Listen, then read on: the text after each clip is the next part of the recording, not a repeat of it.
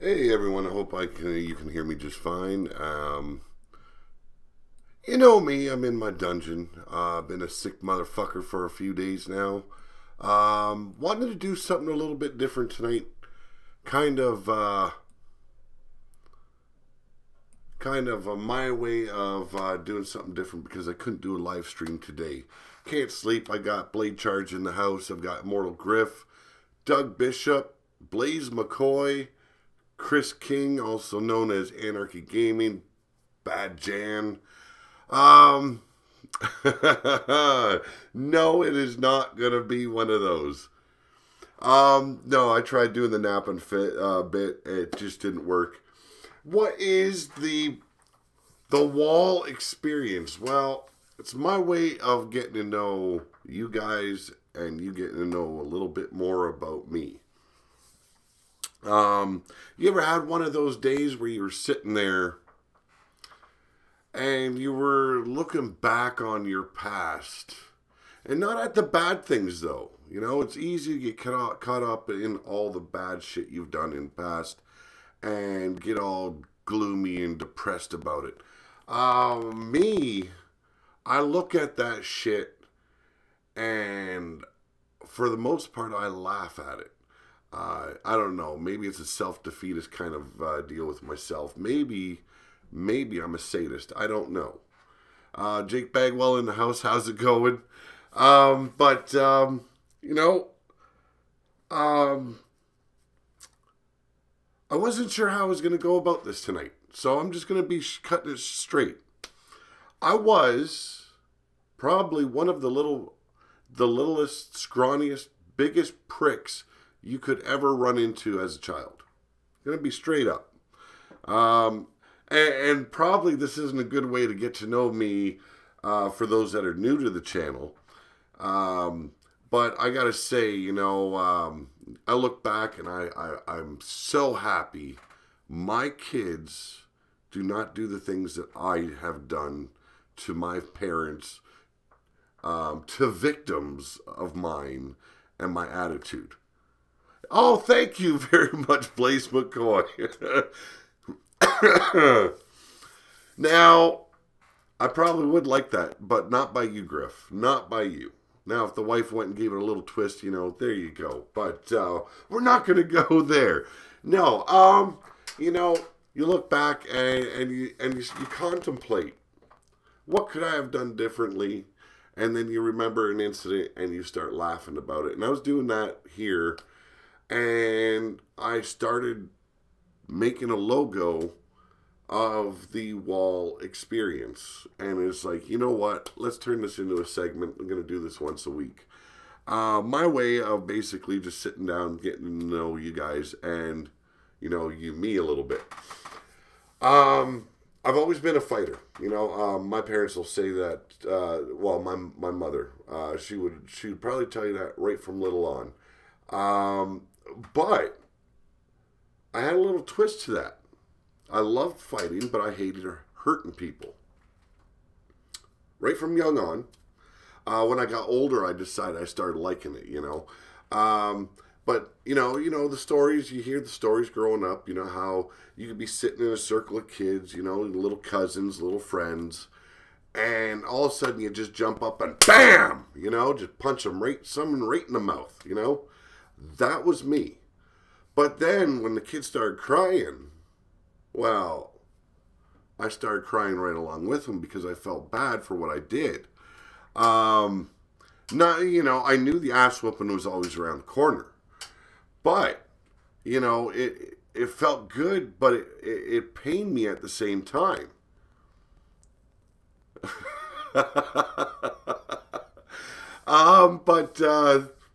Well, good. I put you a little scared in you there, Blaze. You need to feel a little live sometimes, you know.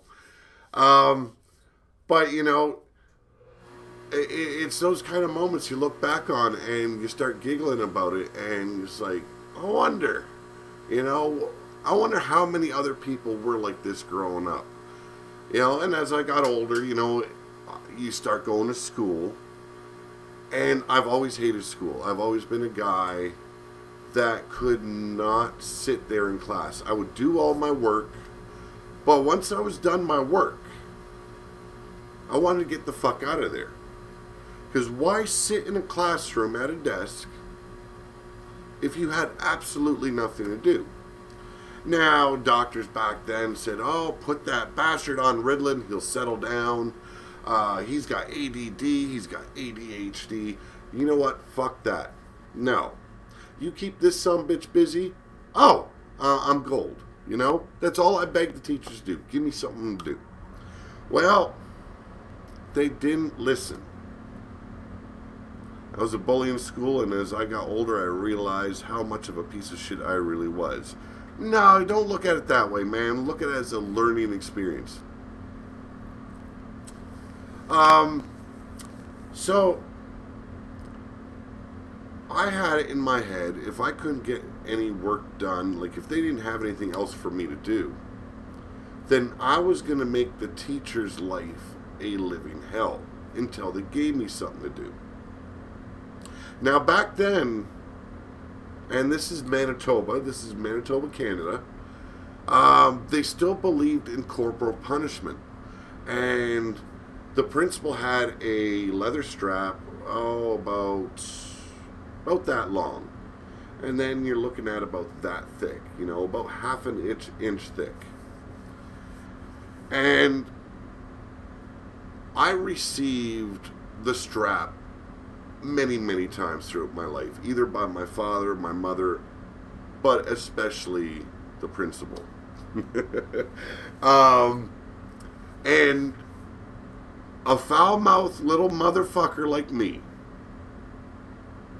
when he gets strapped, the first words coming out of his mouth is, fuck, that hurt, you know? Grade 4 was my first time receiving the strap. Got it right across the palm of the hand. The principal bent my hand over like this, get the flesh all nice and taut, you know? And he laid it down in the crack. Oh, you know, the pain alone could have made me wet my pants. But, you know, it was spite. It was the anger in me. I looked that fucking principal right in the eyes, and I cursed him out. And I told him, I've been whooped by the best, and believe me, my dad could lay it down 10 times better than you could. So you can imagine that it went from an open palm whooping to a drawers down, ass up in the air, and a whooping like you wouldn't believe. Oh, it was painful. But I wouldn't cry for that old bastard. Not a damn chance. No. No. My attitude. No, I looked at him and said, nope, still ain't got it in you. My dad still does it better. How's it going, Rude Sadistic 13? Just doing a little storytelling and a little get to know me and me get to know you. I played football in school, and when I got done with my work, the school was okay with me going down to the gym and working out. You're lucky. Oh, that sucks, Jake. That's one thing I never did. I never picked on people that that had issues. That was never my agenda.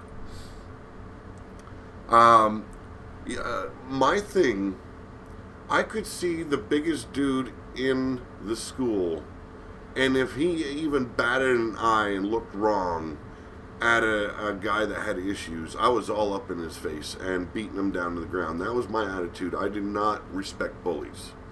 Now, on the other hand, though, if someone looked at me and smiled, them were fighting words. Because why the fuck are you going to be happy if I'm not happy? So I'd beat the shit out of that snot. But if it was like a little runty guy or something, you know, I'd never touch him. I went after the big dogs in the yard.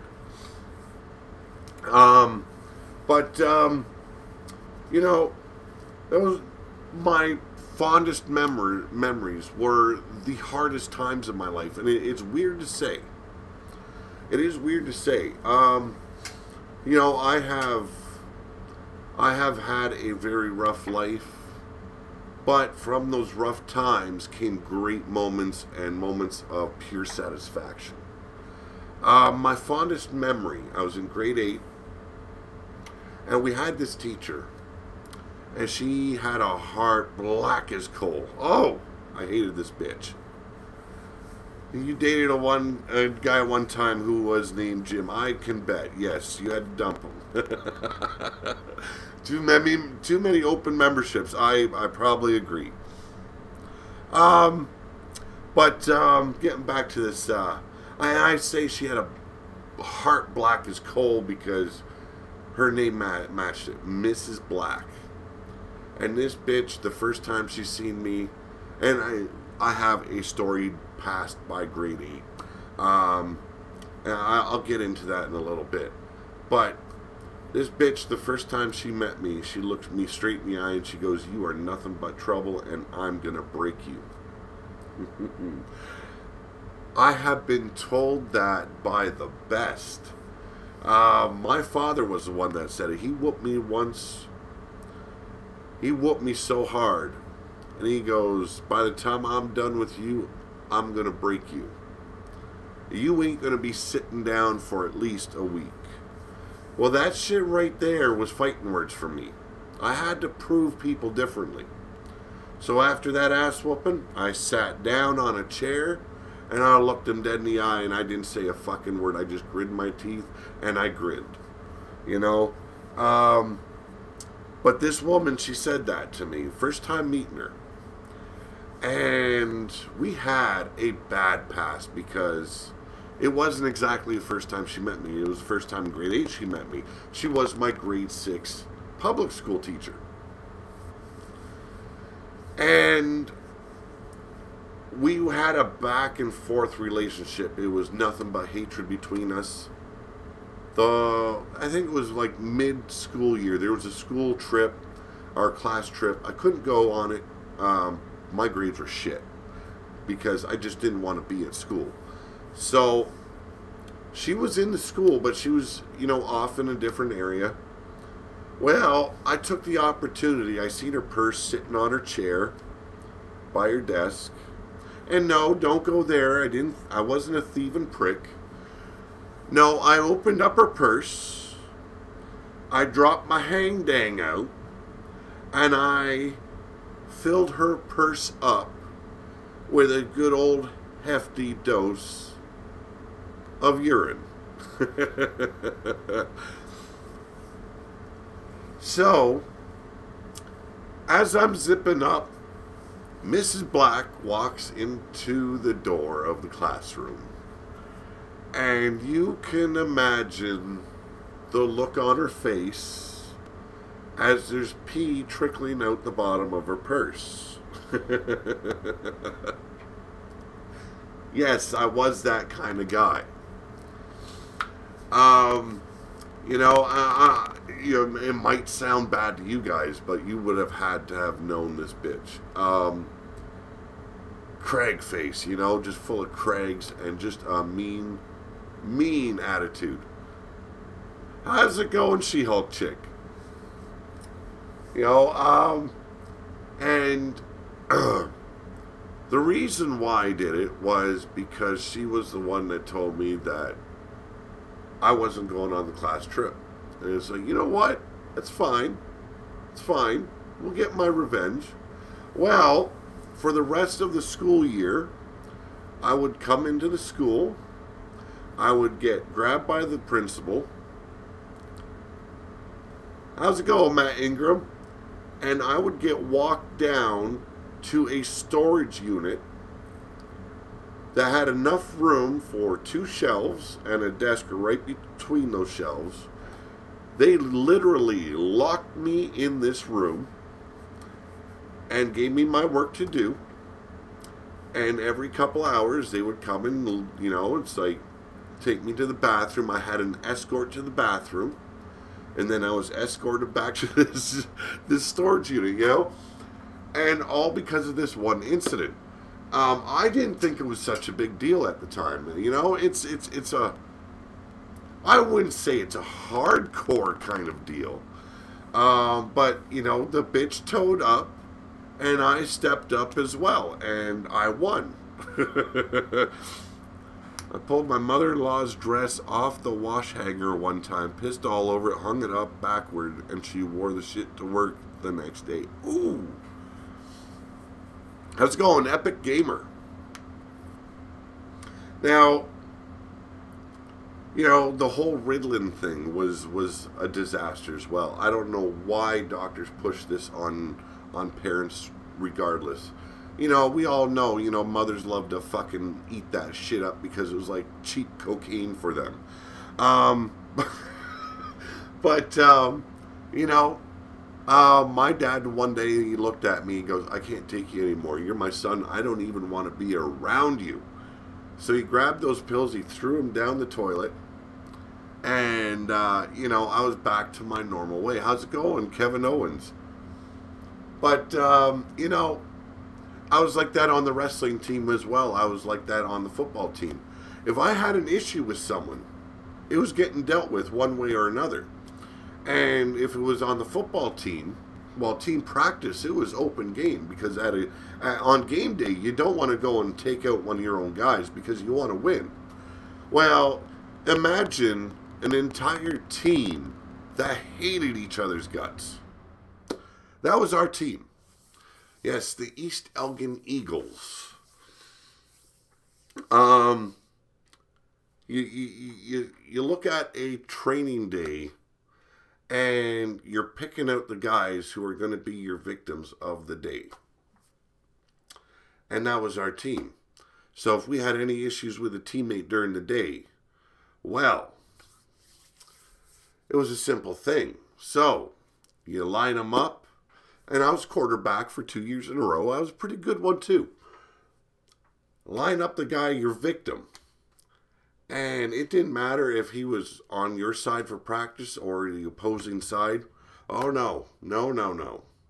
I would clothesline that guy from behind. I would jump him face first. It didn't matter what it was.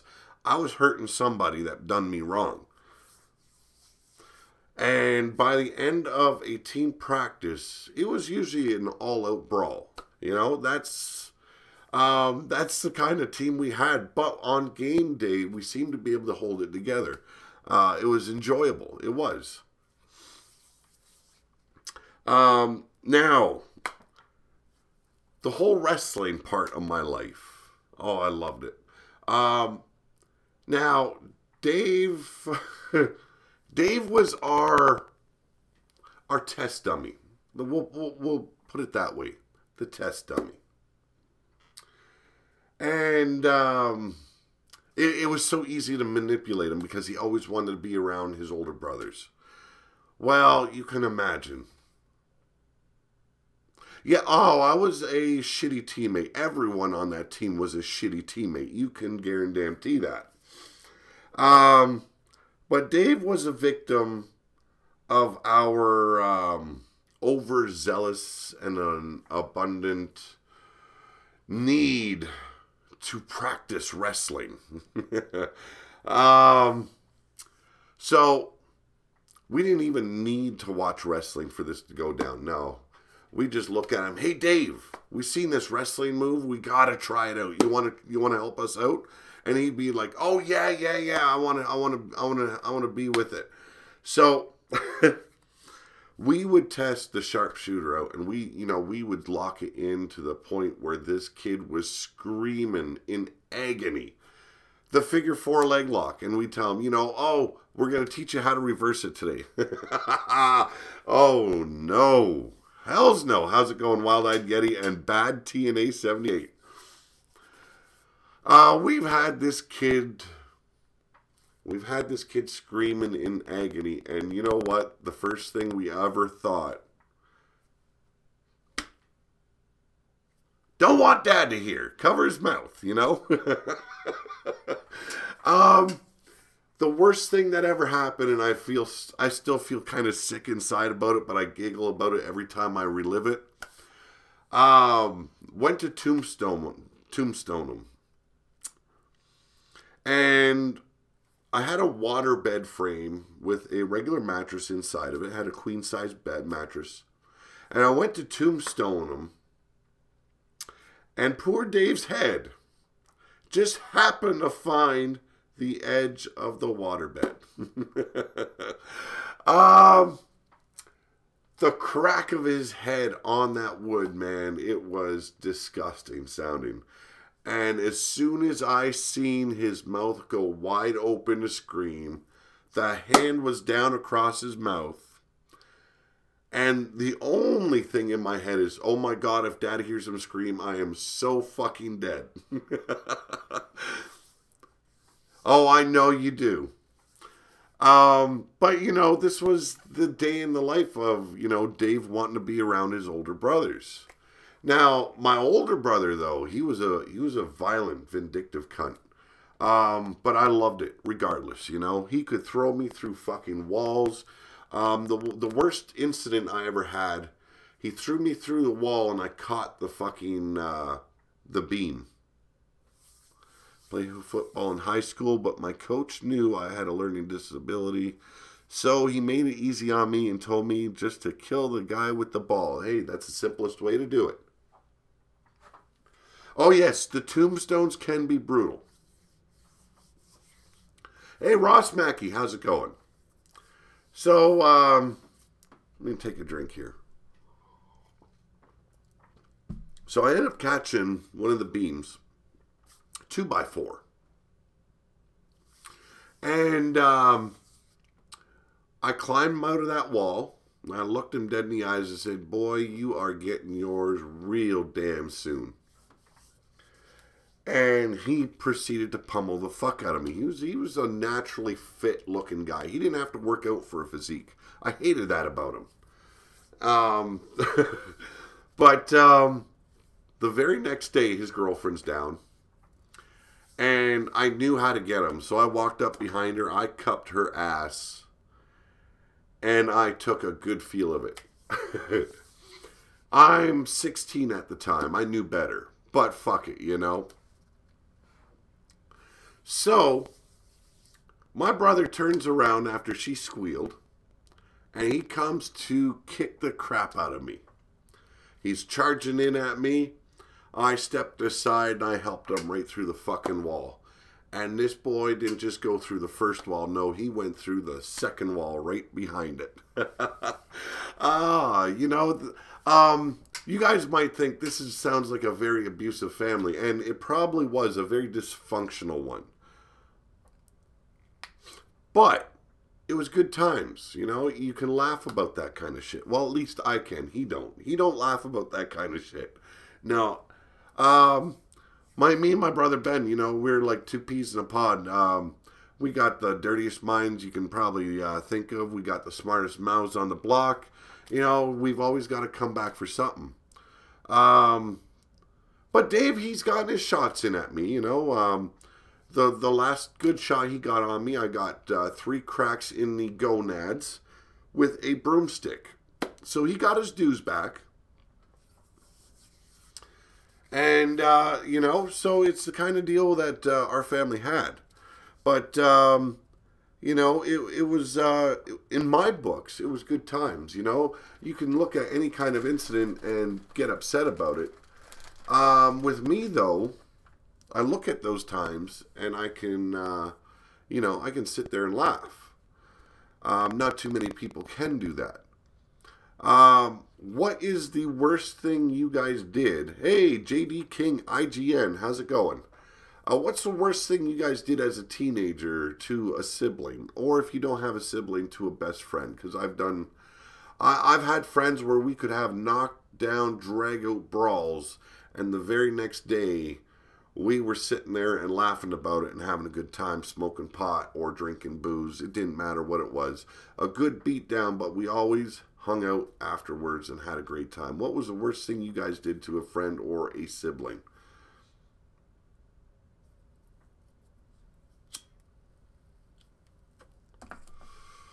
Oh, yeah, sure, you were a She-Hulk chick. You were a good kid, yes.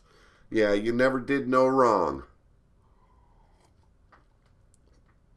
I'll tell you right now, the worst I ever did, my older sister, she loved to use weapons when she got angry. Well, she power bombed my brother onto a wooden door. You know what? I've done the same damn thing. Dave, by the way, told me after my accident, this is after about 7 years after my accident, I couldn't power bomb him. And as soon as the words left his mouth, I kicked him in the stomach and I proceeded to power bomb him. I didn't put him through a door, though. I dropped him flat on the earth. Outdoors. I showed him real quick I can still do something, you know. But the worst thing that ever happened, my sister, she loved to use weapons on us. And I've always had a smart mouth. Like I didn't full-fledged powerbomb because I didn't want to injure him. Oh, no, we tried to injure each other. You know, that's probably hit my sister with a steel chair. Oh, wow, that one's a good one.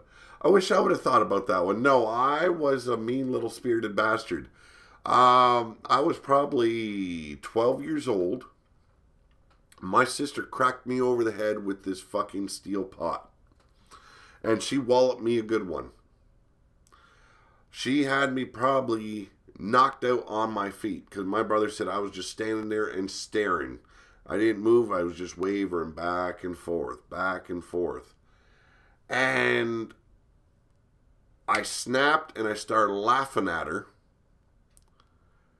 I proceeded to go grab a butcher knife and I wanted to chop her fucking head off. I had the butcher knife to her throat and my brother pulling me off of her, screaming at me, "You're gonna fucking kill the bitch," you know? That was the worst thing I ever did, and that is one of my biggest regrets. I kind of chuckle about it now, but, you know, it's kind of a thing. So, one time when I was a bouncer, a guy tried to tackle me. He failed. So I wrapped my arms around him, lifted him up for a power bomb, turned and slammed him into the glass brick wall. Oh, slammed him to the glass brick wall next to us. Ooh. But to an enemy of mine, I took him up onto a brick wall 3 feet off the ground, beside grass, and F5'd him. Damn it. I beat the shit out of my best friend when I was 13 just because I knew I could, and had sex with 2 chicks he had feelings for. Oh, damn. Yeah, see, I ain't the only prick out there. Where was I? Yeah, that one, trying to chop my sister's head off. That one was a little bit regrettable. I don't laugh too much. I giggle sometimes because I don't like the bitch very much. But, you know, it's a thing, you know. Now, I was the same way with beatings from my mother. My mother would use weapons as well, and that's probably where I developed this anger when someone used a weapon on me if they were upset with me.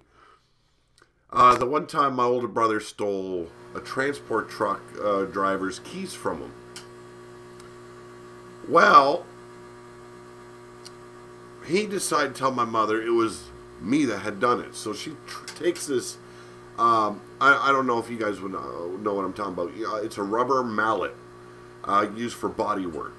It was one of my dad's tools. He was a body man. Well, she grabbed that, put my hand down on the table, knuckles up, and she creamed me. Well, I pretended to cry in front of her until I was about 10 feet away and I started laughing. Said, now Abe's getting it. And her eyes just went wide because she realized right then her baby boy fucked up. He lied about shit. The football team, I tried to jump me. football team tried to jump me, and I ended up turning the tight ends into wide receivers. I can imagine.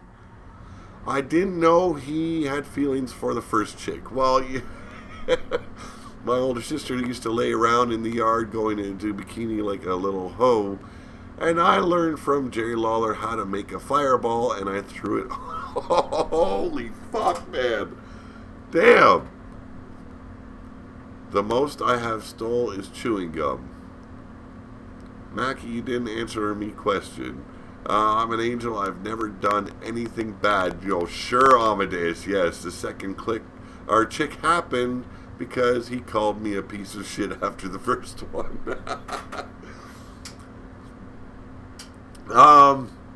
It's probably a little bit of a weird way to get to know the guy behind RWO and Pillar to Post. I know some of you guys I've told these stories to already. As I got older, I've always been a guy that's defended women. Not my sister. She's nothing but a skanky hoe. And that's my older sister. My baby sister, I love her to pieces. She's got heart. A lot of women don't have heart. My wife's got heart. My little baby sister's got heart.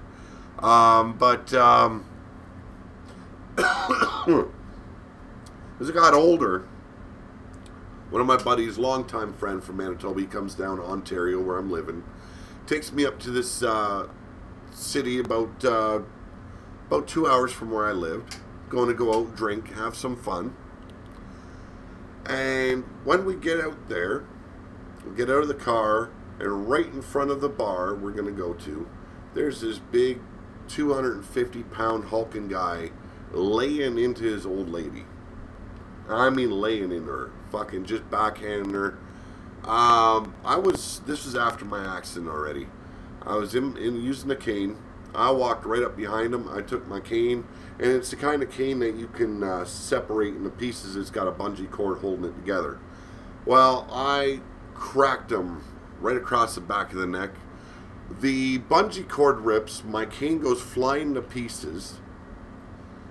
And I looked at the chick, and I said, "You call the police. Get your this old bastard some help, because he probably is going to need it." And we walked into the bar. We proceeded to get drunk. Well, the next thing we know, we're running out the back door because the cops are coming in looking for us to arrest us for assault.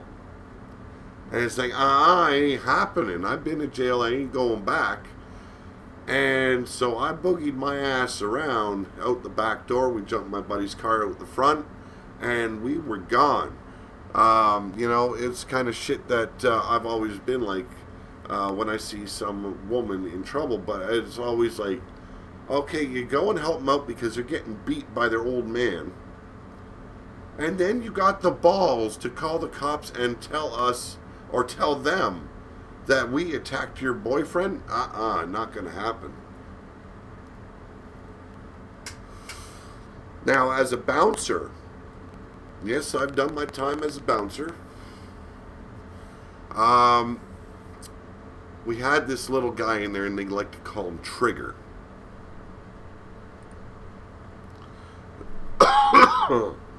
Threw a guy out of a second-story window for trying to rape a friend of mine.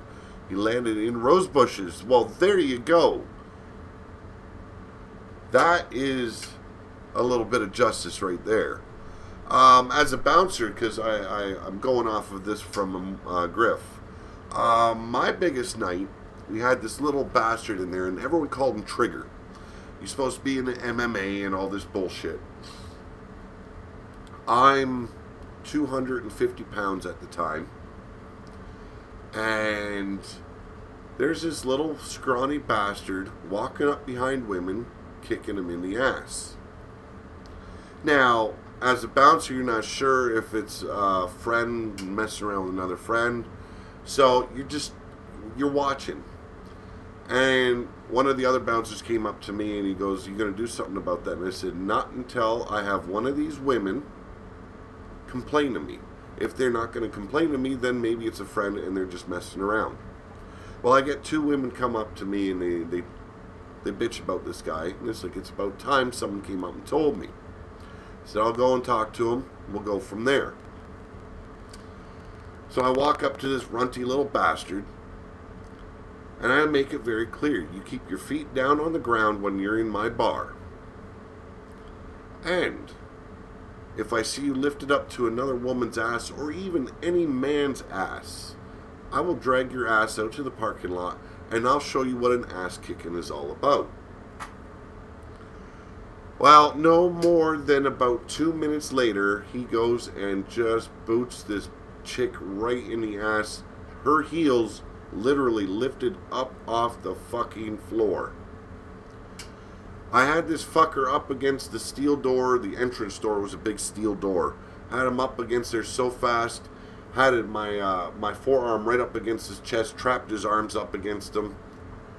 And the first thing I hear is the bartender screaming at the other bouncers, "Stop, Pete! He's gonna kill someone!" And it's like, what? I'm just fucking having this guy up against the door to make sure he understands he crossed the fucking line. Well, instead of letting me take this fucker to the parking lot, no, they called the cops. Can you imagine that? A bar owner calling the cops because he believes his bouncer's gonna do harm. Well, what's a bouncer they're supposed to be? Supposed to keep the peace. What better way to keep the peace? Kick the fucker's ass. So I was shortly released from my position as bouncer because they figured I was a ticking time bomb. Well, the last time I lost it, I was working in an indie promotion. Some asshole wouldn't back off the person I was with, and I put him through a window in the second floor onto a car. Dang. Oh, so did I, Grif. So did I. You know, I was taught by a bar owner. He goes, you know, I don't care what you do once the guy's outside, but be nice. Tuck him underneath a car somewhere, okay? That was his. That was his little bit of advice for his workers. You know, don't cross the line. Knock his ass out and just lay him underneath a car somewhere. That was his good advice, and I used that a lot. You know, I made sure it was one of our cars, so that way we knew he wasn't going to get backed over if someone left the bar early or whatnot. You guys sound like great people to go drinking with. I had a ball. My last big drinking run was, I'd say, about 15 years ago. And I can tell you this with complete honesty, when I walked into that bar, I fucking owned it. They had one big table that sat 10 people.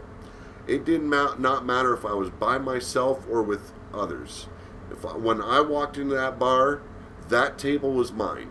It didn't matter if all the seats were filled up. Those people weren't even told. They just looked at me, got up, walked away, sat down at other tables, pushed them together. That was my table. And then the owner would call his bouncer and say, "Pete's in, we don't need you tonight."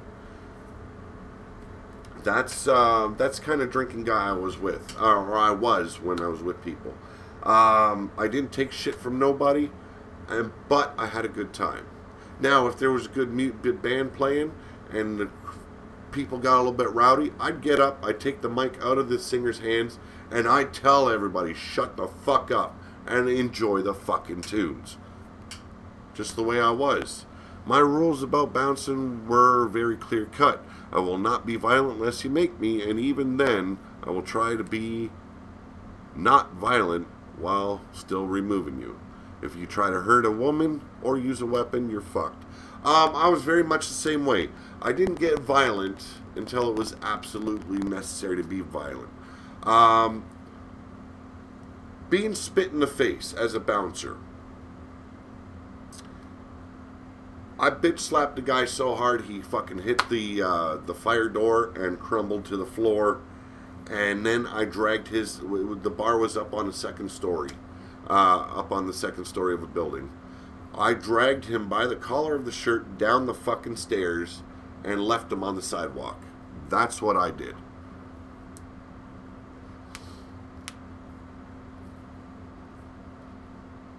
Exactly, Doug Bishop. You're nice until it's time not to be nice. You know, but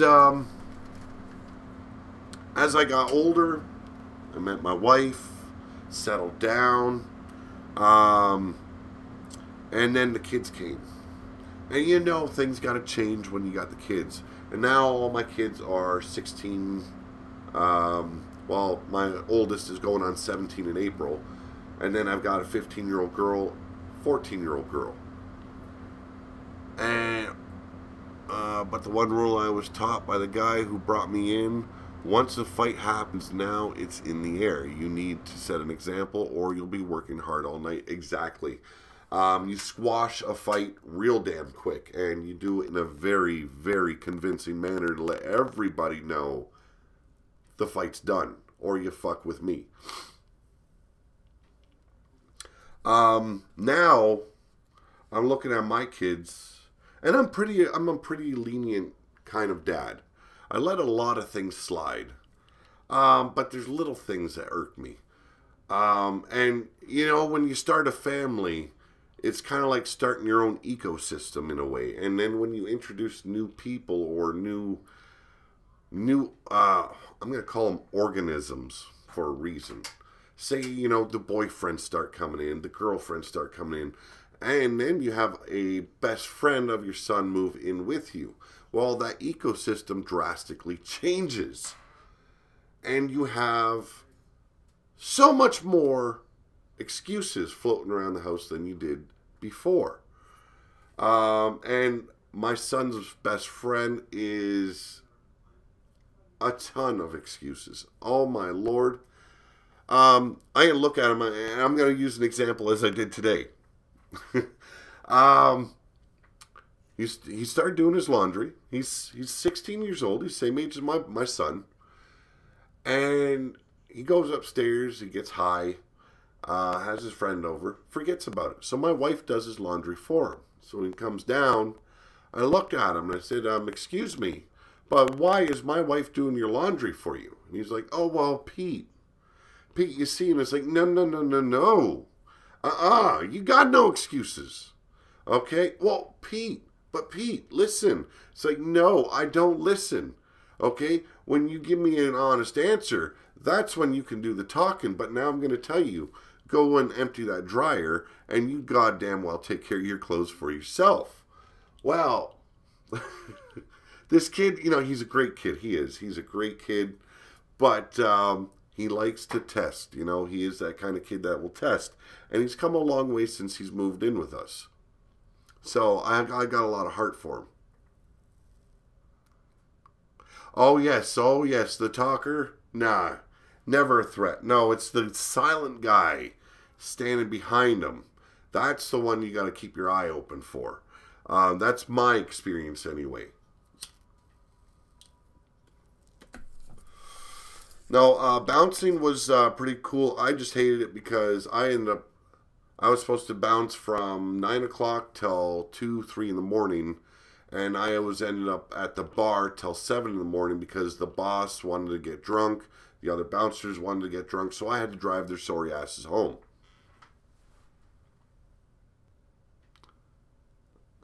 My coworkers are enjoying listening to you talk. I think you're hot damn nut. Oh, thank you very much. You know, my boy, I bought him a 1968 car. It was a 1968 Dodge Polara. And I thought it would be done this past summer. We did a lot of work. And all of a sudden, I'm doing all the work on my own. And I looked at him today and it's like, buddy, it's like, when are we going to get to work on your car? Well, you haven't asked me, Dad. It's like, what? Oh, my goodness. Really? I'm supposed to book an appointment with you? Well, buddy, I got to tell you this. My ass don't get off this seat until you come to me and say, Dad, I got the day off of work. I don't have to go to school today. It's the weekend. You want to come outside and work on the car with me? And he's looking at, well, yeah, I could do that, but, you know, there's like 4 people on the phone on my days off, and, you know, they all want to come and see me. And I looked at him and said, really? I said, you know what, boy, I don't give a shit if it's your bitch girlfriend. I don't give a shit if it's your best friends. I said, they can come over, yes, but they can go upstairs, visit up there, and you're going to be out back helping me with the car. That's the way it works with me. I don't chase you. You come to me. And that's the way I've been with bouncing as well, you know. I let the fools always come to me first. And you've always got that dick. You know that dick, where he's got a lot of buddies too. And he'll start a mess with you. And get right up in your grill. And then once you go to grab him, he goes, oh, you want to touch me? Well, now you have to deal with all these guys that I know. My first instinct, grab a pool cue, smash it in half, and go to work. That's the way I bounced. You want to bring a crowd to a fight? Oh, it's all fair game, and I don't care how many times you beat me down, how bloody I get. This weapon's taking out a few of you. That's the way I looked at bouncing. My kids are lucky, because if they were to grow up the way I did, they'd get ass whoopings like I did, to make sure that they understood this is the way life is. How's it going, Hunter Ghost? And if you look at it, and I'm going to say this honestly, before my dad passed, I had a nice long talk with him. And I don't want to be a downer here. Don't get me wrong. No, this is a good one. He died of prostate cancer. But he was very weak and everything. And I wanted to have a last talk with him about all the shit growing up and everything. And I'm going to tell you this. We laughed. We cried. We hugged. We patted each other on the back. We were men about it. We said, we're good. And then I looked him in the eyes and I said, you know, you beat me like a fucking ragged mutt. But I'm going to thank you for that. And he kind of looked at me weird. How's it going, John M? He looked at me weird. And I said, look. I said, I know what kind of a prick I was growing up. I know what kind of an asshole I was. I knew every time I did wrong that I was going to get attention from you. It didn't matter if it was good or not. So I thank you for that. Because without that, I wouldn't have had the respect I have now as an adult. And this is what I got to say about the new era, this new generation of, how do I put this delicately, because there might be someone in the chat that might get offended. This new generation is a bunch of soft little bitches. Now, you can take it the wrong way. I don't give a shit.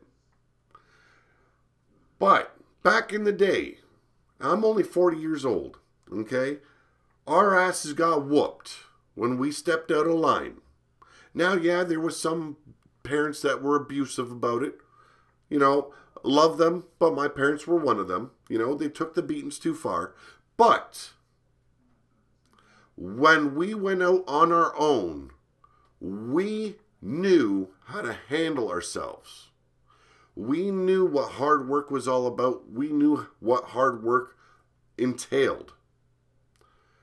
We knew that if we fucked up in the real world away from mama and dada, that if we fucked up like we did living at home as youngsters, our asses were going to jail, or we'd end up dead on the street. And I'm going to say this. If my kids go out in life with their eyes closed like they are right now, they will fail. And I hate saying that, because this new generation has no ambition. Now, there's a lot of smart kids out there, don't get me wrong. I will not ever, ever say that they are stupid kids. But I look at my town, the town I live in. The only thing they think about is getting high, drinking, and fucking. Now, we thought about that shit when we were that age too. But we worked for our money. We crossed the line. We knew we were paying for it. And when we were going to have sex, we made sure it was a good time. Now these ones, oh no. Oh, don't get me started on the girls, because my boy's got a perfect example of who not to date. Who not to date? Well, that bitch that will keep you up till 6 in the morning crying and bitching at you because some chick on Instagram said, "Hi, I haven't seen you in a long time." Oh, let's have a fucking crying little fit and keep the boyfriend up till 6 in the a.m. Nah. Not my book. That bitch got kicked out on the street the very next day. I told her, you call your mama and you get her to take you back in where you fucking belong. That is how I deal with shit. My kids, though, they have never been really spanked. Now, I have given them a swat on the bum. I will never lie about that. But they have never been spanked. And that makes me worry as I'm getting older. As I'm getting older and they're getting older, because I look at it this way. I might have been an asshole in school, but I did my work and I did my best. I got good grades. The only reason I got kicked out of school is because of my attitude. When you go and beat up the vice principal, it's not a good deal. You get kicked out and you get banned from a high school for life. But my kids aren't like that. They're not like me. They don't have that attitude. Oh, they got anger in them.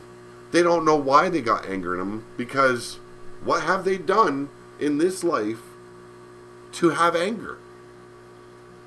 No one on this earth has angered them in any kind of way. They don't vote. They don't listen to politics. Hell, I don't listen to politics. I can't blame them. It's bullshit. Okay, one crook after another. So, I try and talk to them. And I say, look, okay, you're looking at it this way. You're half-assing your schoolwork. You're spending all your money on pot.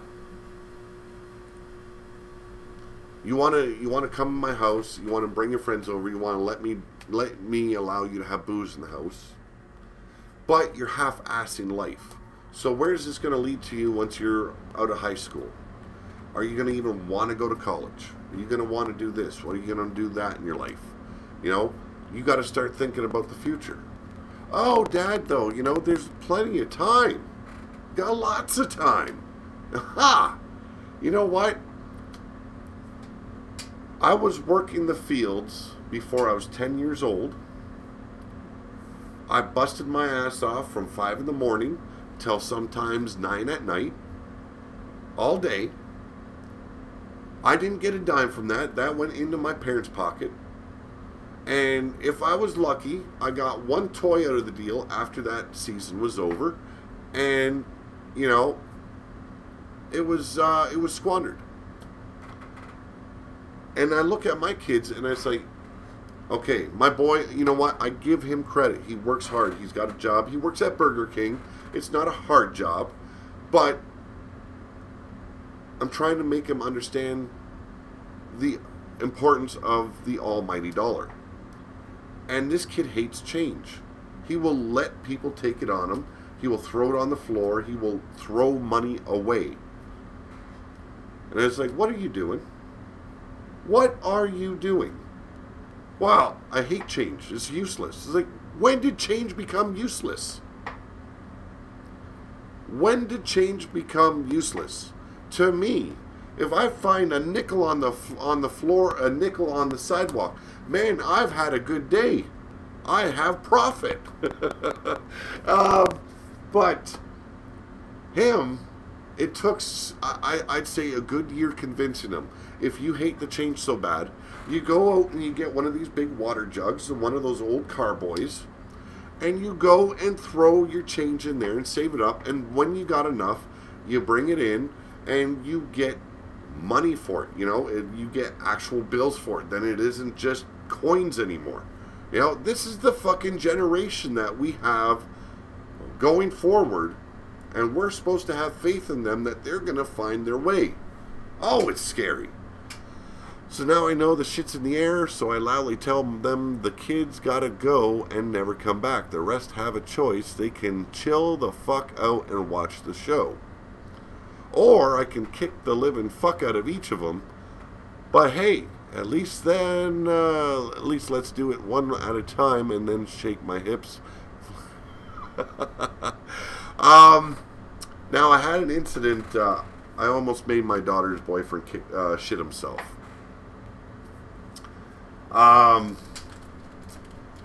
You know, I have never cheated on a woman in my life. I might have flirted with women while I was with another one, but I have never cheated on a woman. I could never bring myself to do it. It was one thing it was very hard for me to do.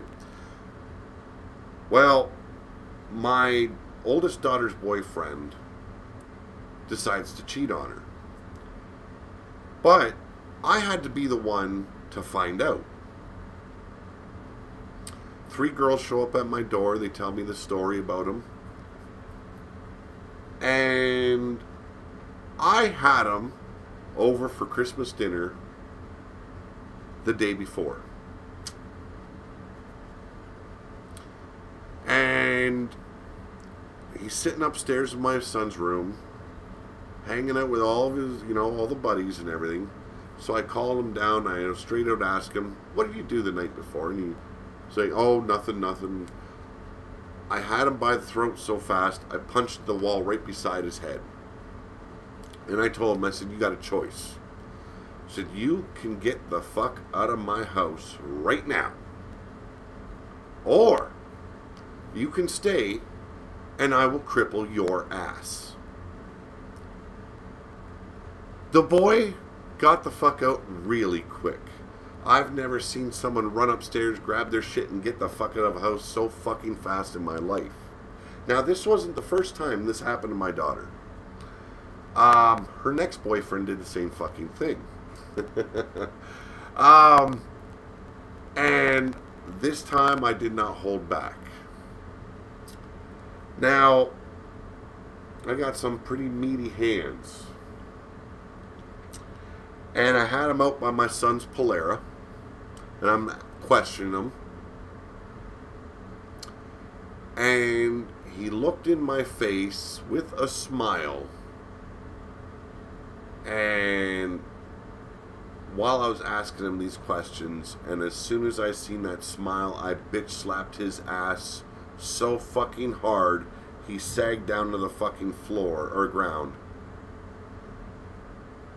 And I told him, I said, "Now, you're going to get your ass into my house. And you're going to wait until Samantha comes home. And you're going to look her in the face and you're going to tell her what you did. And then you're going to tell her what the fuck happened to you outside here." Now, here's the kicker. My neighbors are outside at the same time when this goes down. They watch the whole bitch slap go down. And shockingly, they are able not to burst out in a laughter. Well, this kid runs up to the front of the house, gets in the house, and my neighbor looks at me and he goes, "Damn, you know how to kick it old school, don't you?" So yeah, you know, if it's got to be laid down, it's got to be laid down. You know, that's the way I am. No, it's, I don't know. I don't even know why I wanted to do this video. It's just something I figured, you know, you're thinking about shit and you just want to, you know, talk and laugh about it and have a good time about it. Oh, let's see what's going on here. Yes, Blaze? You thought I was kidding, but yeah, here I am. Yes, I got, they're not bad neighbors, and this is why I will never unsub from you, says John M. Thank you very much, brother. Shot you did that today in the U.S., the cops would be at your door for hitting a minor in a heartbeat. Well, that's a warning I gave them. I said, if you dare call the cops on me, I'm coming hunting. And the cops never came. So, yeah, out here they're very strict about that shit too. But, you know, he did wrong. He knew he did wrong. He owned the bitch slap. And, you know, he even sat there across from my daughter and told her what he did. And then I looked at my daughter and asked her what she would like to have him, done to him. And she, bless her heart, said nothing. But I want him gone. So I looked at him and I said, you heard my daughter. You've got one choice right now. Before I get off this couch, run. And run fast. Well, what about my bike in the back? I said, you better run and get it then. Because if you don't, and I catch you, before you're off my yard, I said, you're getting another one. Guarantee it. And that is the number one rule. Never, ever mess with family. I don't care who it is. You know what? Throughout the history of my family, there's been inner turmoil. No matter who it is, though.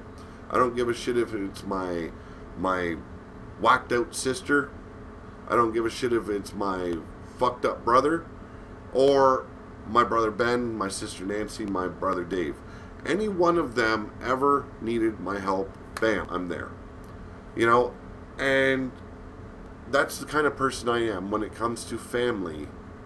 I'm very, very strong when it comes to family. I don't care how bad I'm hurting. I don't care how bad off I am. If I can help them, I'm there.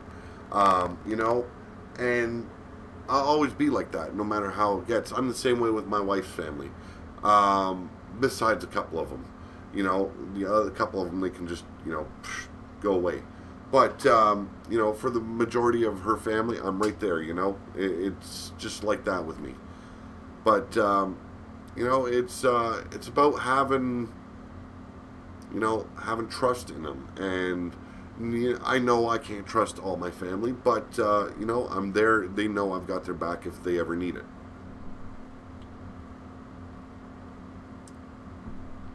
Now, the worst thing I ever did as an adult, I broke a poor bastard's jaw. I spent a night in the jail for it. It is a funny story. I was drinking.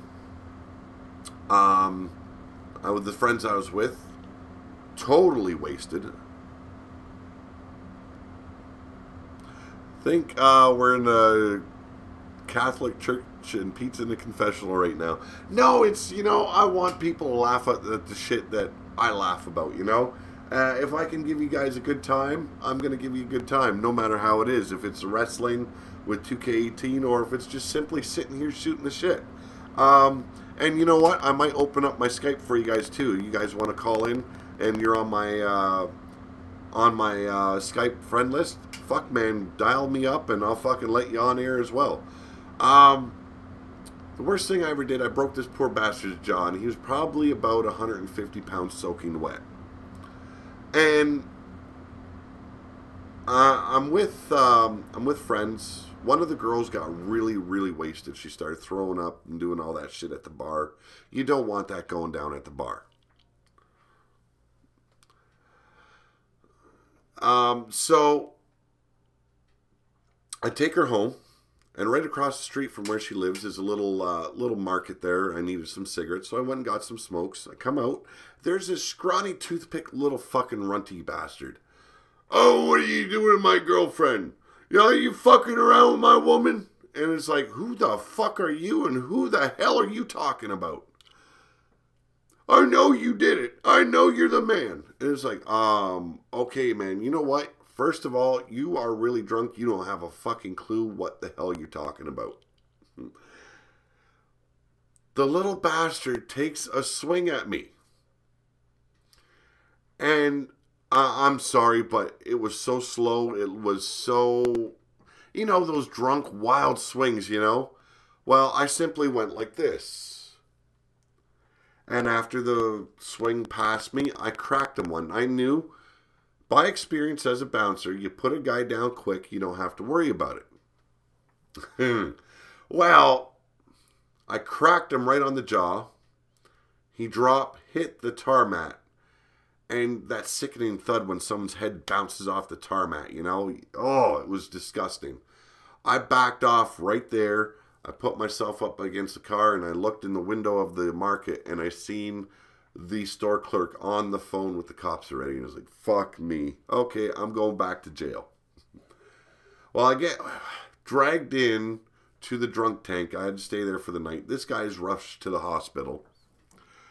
In the morning, about 5 in the morning, the sergeant or constable, whatever the fuck he was, comes in. He goes, Mr. Wall, do you realize that you broke that little man's jaw? And it's like, no, I didn't. He said, I actually thought I busted his skull open. Do you realize how big you are and how small he is? I said, yes, I did. That's why I put him down quick. And he looked at me and he shook his head and he goes, well, today's your lucky day. He doesn't want to charge you. And I burst out laughing. And he goes, yeah, I know. He probably is just afraid of you. But we also have enough witnesses saying that you were defending yourself. So I got to spend a night in the drunk tank. And then as soon as I'm let go, I call up my wife. I tell her what happened. And I come home and she's got this look in her eye. And she didn't say a word. I just knew she was fucking completely disappointed in me. Well, hell yeah. Give me a good time to drop those pants. Yes, indeed. But it's not a confession. It's just me letting you guys know who the real guy is. It's the things I've done. Nowadays, I sit here and I find joy doing these videos, the wrestling videos or even like the giveaways and stuff like that. I haven't been in a fight for about, that guy's jaw was the last fight I got into. That's sad. Ooh, that's sad. But yeah, so about 15 years ago, and now it's raising my kids, trying to do right by them, show them that, yeah, I might have gimped up legs, I might have a fucked up back, I might not have any power left in my left arm, but there's still things you can do. Oh, I did not hear it, bro. There he is. Okay, you know what? This will work. For some reason, the sound was not there, Grif. Hey, how's it going, Grif? Hey. For some reason, it was not letting me know that someone was... For some reason, it wasn't letting me know anyone was messaging me on Skype. Can you hear me? Yeah, sir. Okay. Now, can you guys hear that? Grif? It's weird. I'm hearing like...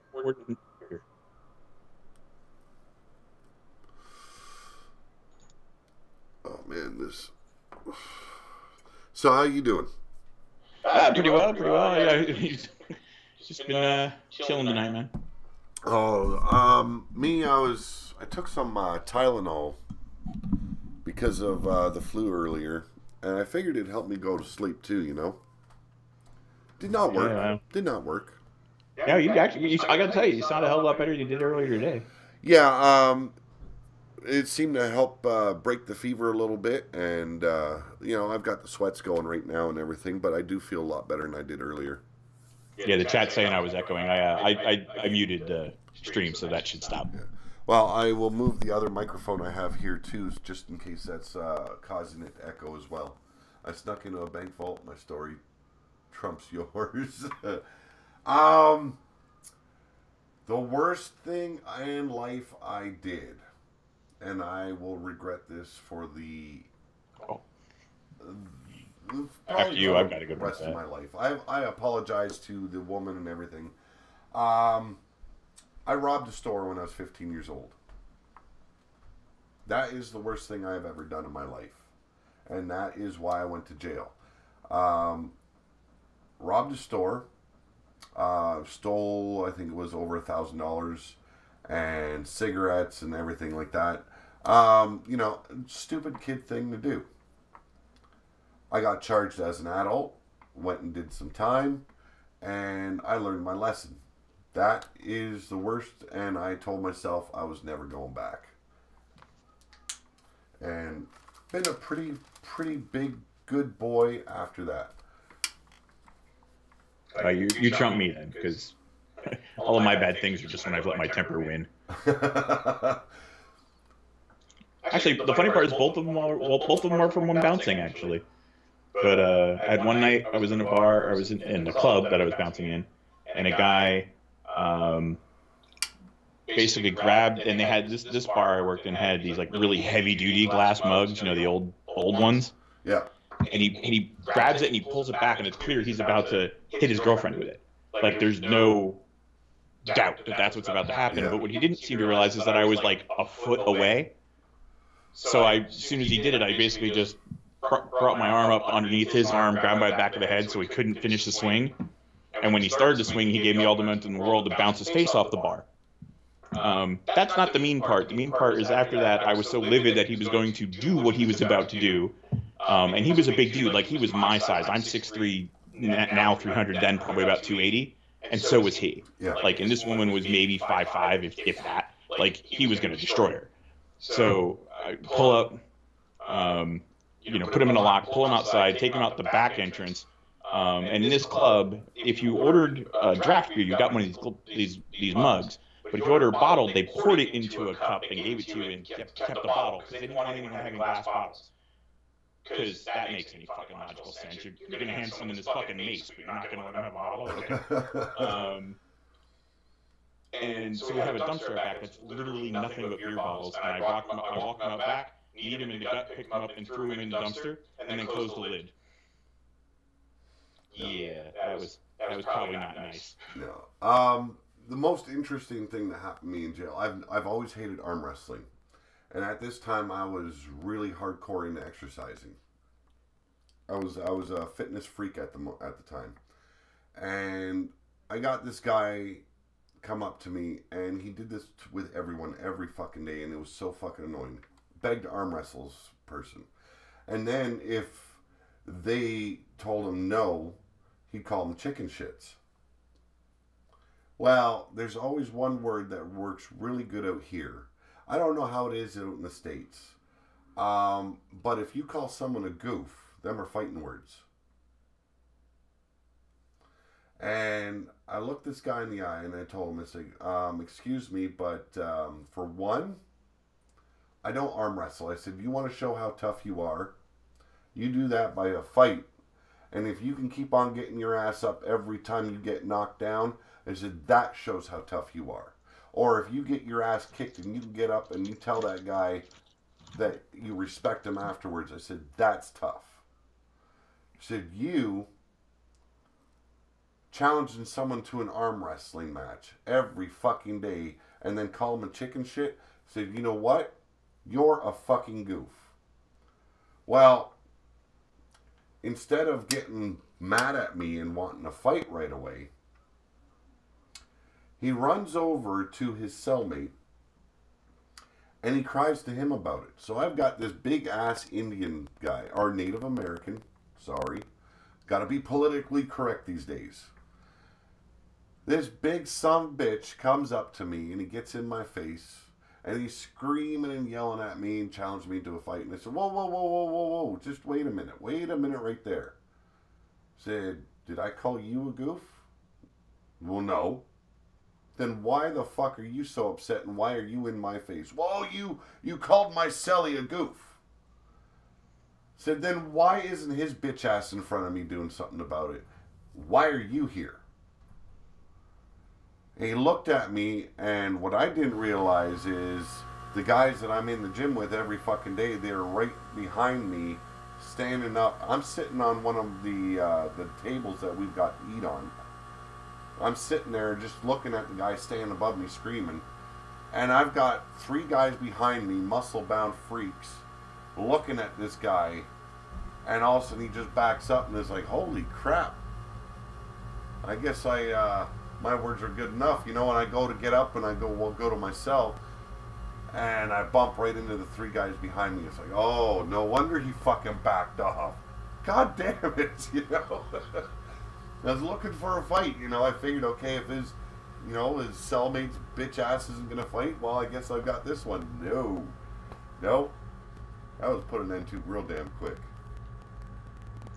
Damn it, guys! I thought I was being a badass. Yeah, you know, it's funny things like that happen in life, you know, and it's not a buzz, guys. It's my furnace. I'm in my dungeon here. It's his pet dragon heating his house. Yeah, so my furnace has become the dragon of the dungeon. It likes to be heard. I don't want to go over there and kick the crap out of it because it might just blow up on me. I don't know. No, but you know, it was, I don't know why I called it the wall experience or whatever. You know, I just wanted to do something where I just talk about bullshit and have a good time with everyone. You know.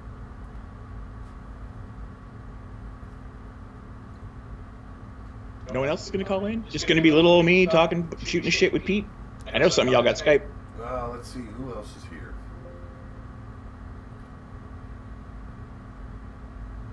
I wonder if Blazy Boy is around. I don't know, I haven't seen him tonight. Lazy Boy is always a good time, but he might give me shit if I call him in. Dragons do a lot of damage. Yes, they do.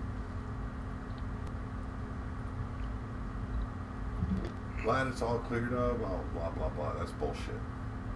That's bullshit. No. Actually, I was going to actually talk to you because you're in this whole tabletop gaming bit. That would be me, yeah. Now, honestly, I love fantasy in so many different ways, and I've played a lot of games. I have never, ever played Dungeons & Dragons. I feel for you. I didn't hang around with that crowd at the time, you know. It was it's like, they're nerds, you know. I didn't hang out with those guys. I kind of wish I did now though, because they're smart motherfuckers, you know. But I don't know if you watched the video where I was talking about my plans for the near future with Pillar of the Post. What's your thoughts on the whole tabletop game idea? So, the fact that you're talking to, or you want to talk to Mark about it, I think is a bonus because he has experience with game mechanics, and that's a big thing. I mean, what's going to make or break a game is not how it looks or not the gimmick. It's going to be the mechanics. Do the mechanics work or do they not work? Exactly.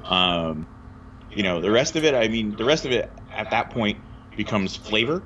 And obviously, you know, your flavor matters, and with what you're trying to go, there's not really much out there for that. So I think that's good. You know, but I do think having Mark on that team is very beneficial to the idea. It's crucial. Like, I'm really hoping we can bring him on board, even if it's just for ideas, you know. Yeah. And there are lots of ways you could go about it. I mean, it depends on you're looking for like a miniature tactical game, or like a role-playing game, or like a chance-based game, you know, so it's just like a combat game. There's so many avenues you can go with it, you know, and so many that you can really work with. Yep. I think one of the things you're gonna run into is that it's going to be a little harder than I got a 3D printer, so now I'm going to start printing things. No, there's a lot of work that goes into it, and the 3D modeling is going to be a pain. Yeah, I'm already getting very well rehearsed with all that technical aspects of 3D printing and stuff. So, you know, it's one big learning process with every venture you go on, and I've always wanted to do the 3D printing for the action figures that were, you know, from the people that are involved with the show. Right.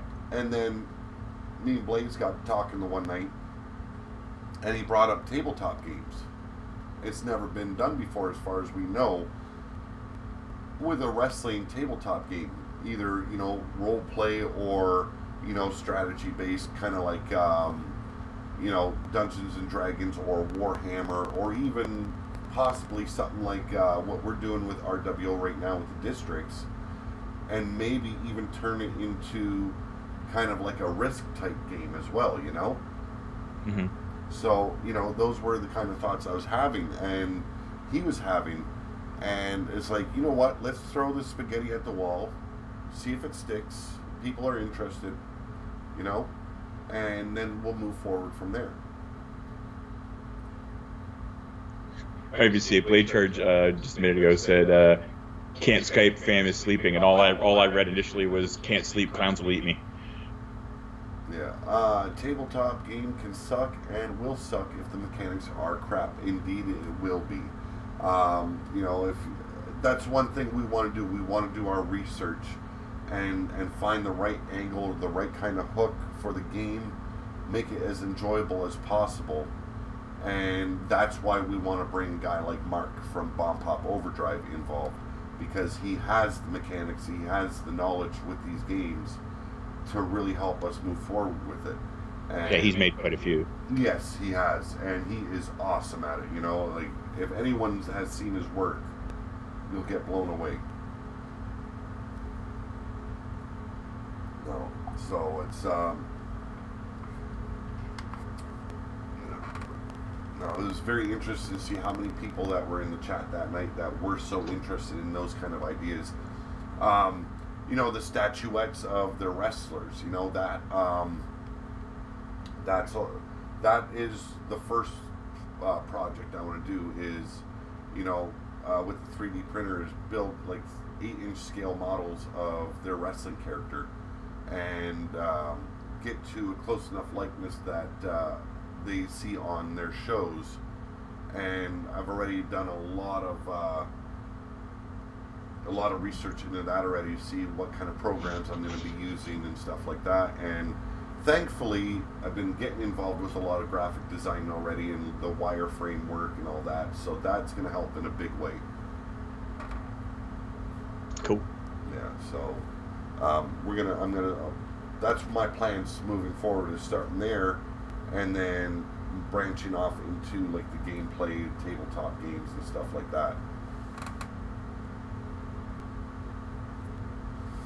I just found a wrestling tabletop game called the Worldwide Wrestling Role-Playing Game. Oh, well, there it is. There is one out there already. Okay. Yeah, I mean, part of your thing is going to be, and Mark will know this, is to research what's already out there so that you make sure you make something different. Yeah. Well, see, that is the biggest thing, is I want it to be different.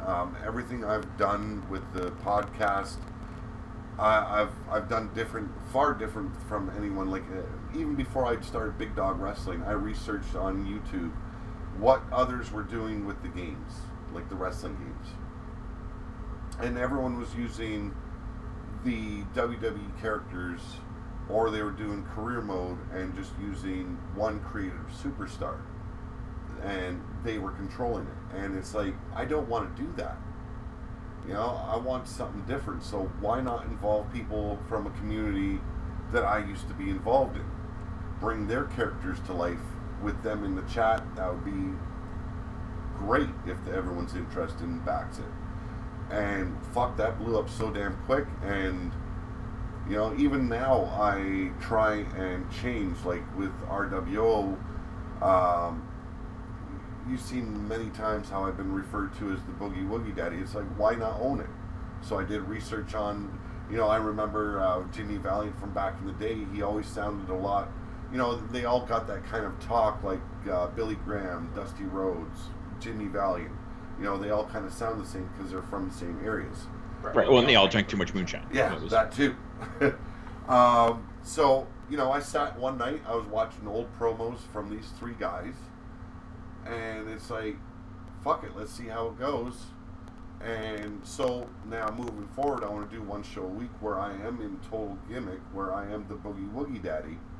And, you know, that's just things I do, you know, just trying to keep things changing and more interesting, and a little bit on the funny side as always, you know. Yep. Yeah, definitely. Oh, hey, thank you very much, John M. No, but you know, it's all about changing for me, and my biggest thing is showing my kids that you can still move forward. Doesn't matter what your disability is, you can still find things to do, and you can still try and get ahead in life. And I'm hoping that they are learning that while I move forward. You know. Okay, you take it easy, Doug Bishop. Have a good night at work. Hopefully, it goes good for you. That's right, baby. Pete wants it to be good for you. Yes, still here, says Anarchy Gaming. But yeah, if anyone wants in on the call, they are welcome. Chris, you want in? I can bring you on in. Welcome to the party chat.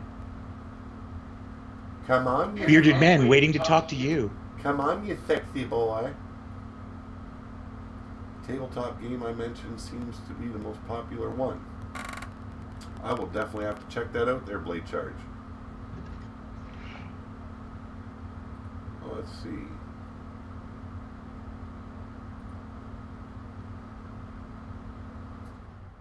Oh, what the fuck did he change his name to? Internet sensation chance. There we go. Let's see if he's gonna pick up. He was there. Come on, Chris. You know you want in. You can do it. We have faith in you. Come on, Mr. Super Kick Machine. He's a sexy chance. Right now, the only tabletop I've got is Warhammer. Probably not digging that for me. Hey, Willie Robertson. There he is. Hey, how's it going, Chris? It's going. Sexy Grabbing a headset. What's tonight's show? Just a lot of bullshitting going on, talking about things from the past and so on such. But yeah, it was, we were just talking about plans moving forward and stuff about plans with Pillar to Post and, you know, getting into 3D modeling for statuettes for the shows and stuff like that of the wrestlers involved. So on and so forth. Oh. I don't know why I'm fucking still smoking. Jeez, I'm a retard.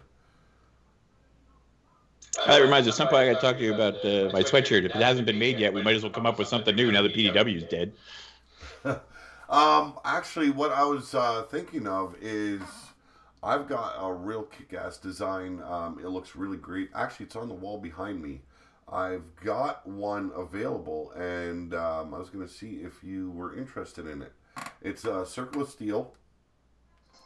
The fucking guy that I go to, he botched the one for Pillar to Post that I had ordered for you. So the vinyl got all fucked up. Now I'm supposed to order a new shirt for him.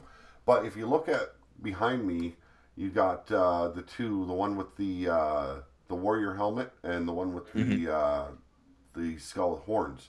The one I'm talking about is the one behind me here, the one with the warrior helmet. It looks really good. Actually, I could actually go. Oh, that's actually, I really like that one. Ever since you put it up, I've dug that one. It's 5X. I'm pretty sure that should fit you. Dude, I'll swim in a 5X. Oh, yeah? Oh, okay. I thought you said you were 300. Yeah, but it's all height because I'm 6'3". Oh, you're wiry.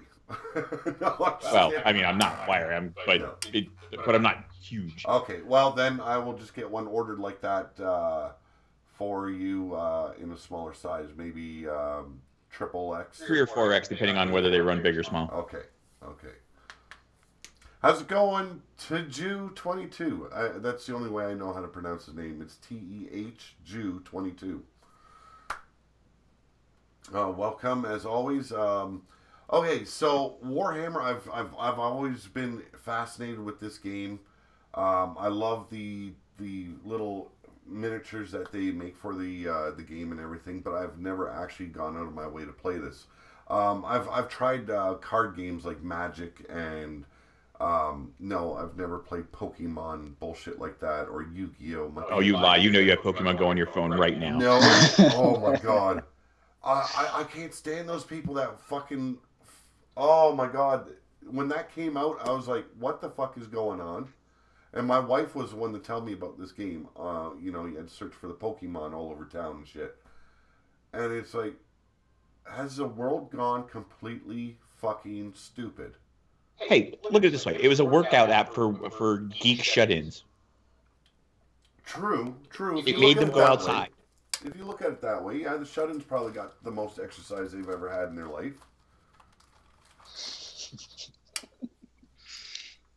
My dad plays Go. Oh, I'm so sorry, John. I'm so sorry. Yeah, it's weird. So I'm a giant gaming geek, and I've played all kinds of games. But I've played all kinds of games around 40K, but I've never played 40K.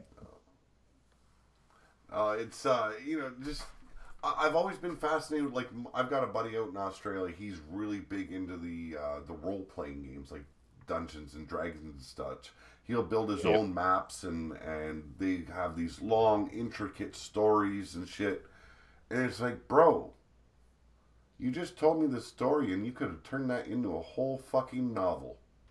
Yeah, do you know how many novels that you've probably read that are based on, this was the thing we did in college for our role-playing game? Yeah, Dragonlance, one of them.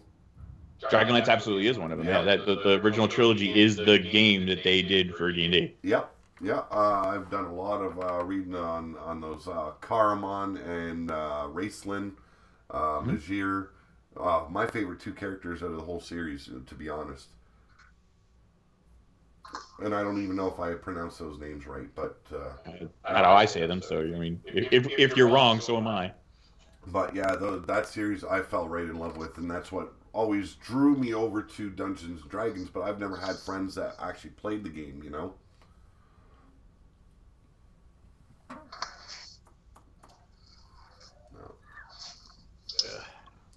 Chris is over there just being quiet, going, I'm just going to these two talk. I think this is the quietest I've ever heard that little bastard. I'm in the shit right now. I'm playing Elder Scrolls Online, smacking shit around. I see. He's being a dork. That's what's going on. Yep, typically. It's my late night fetish. Hey, old dork out. Stream subbed and drop kicked that button for ya. Did you just say Dragonlance? Oh shit! I could double click that sub button. I would. Thank you very much, Sheepshifter man. Yeah, I'm a big Dragonlance fan. I've read, I think, almost every freaking novel they've ever come out with. You know, I'm a writer myself, and that's what I strive to get to. That brings me to something I was always meaning to ask you. I mean, I know you know, obviously, I bought your book. I haven't had a chance to start yet, and it's obviously fantasy. But like, how much of a reader are you? Like, are you really big into the genre? Or I'm very big into the fantasy fiction genre. Very big. So I have two authors that I'm curious to see if you've ever read. Okay. One is a more recent one. His name is Brent Weeks. Oh, that one I haven't heard. His is really he has two trilogies, both of which are very different from each other. And in his second trilogy, he did something like he approached the concept of magic in his world very differently than I'd ever seen before. Basically, it's prismatic, like mages deal with colors of magic, and each color does different things, but it is actual, from the spectrum of light. Okay. But when mages start using magic, the colors of their eyes change to that spectrum. Oh. Right, and different mages can, like, most mages can do like with one color. Some can do two. Very, very rarely can they do three. But there's always one guy at any given time that can do all of them. And it's one. And when that person dies, somebody else gets that power. But they have an interesting thing that because they have a thing where using magic is actually bad for you. And you know that someone has done too much because of what they call it's breaking the sphere, and it's basically when the color of your eye breaks into the white of your eye, it means you've done too much, and you're going insane now. That is pretty cool. And the first book is called Black Prism, and it's really, really good. But his first trilogy was called the Night Angel trilogy. And it's all complete anti-hero. Like the main character is a kid being trained to be an assassin, the whole 9 yards, and it's one of my favorite more modern writers. And yet, what was that? That was nothing.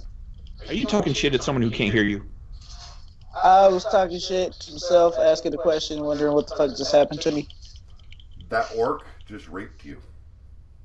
I know, man. It was horrible.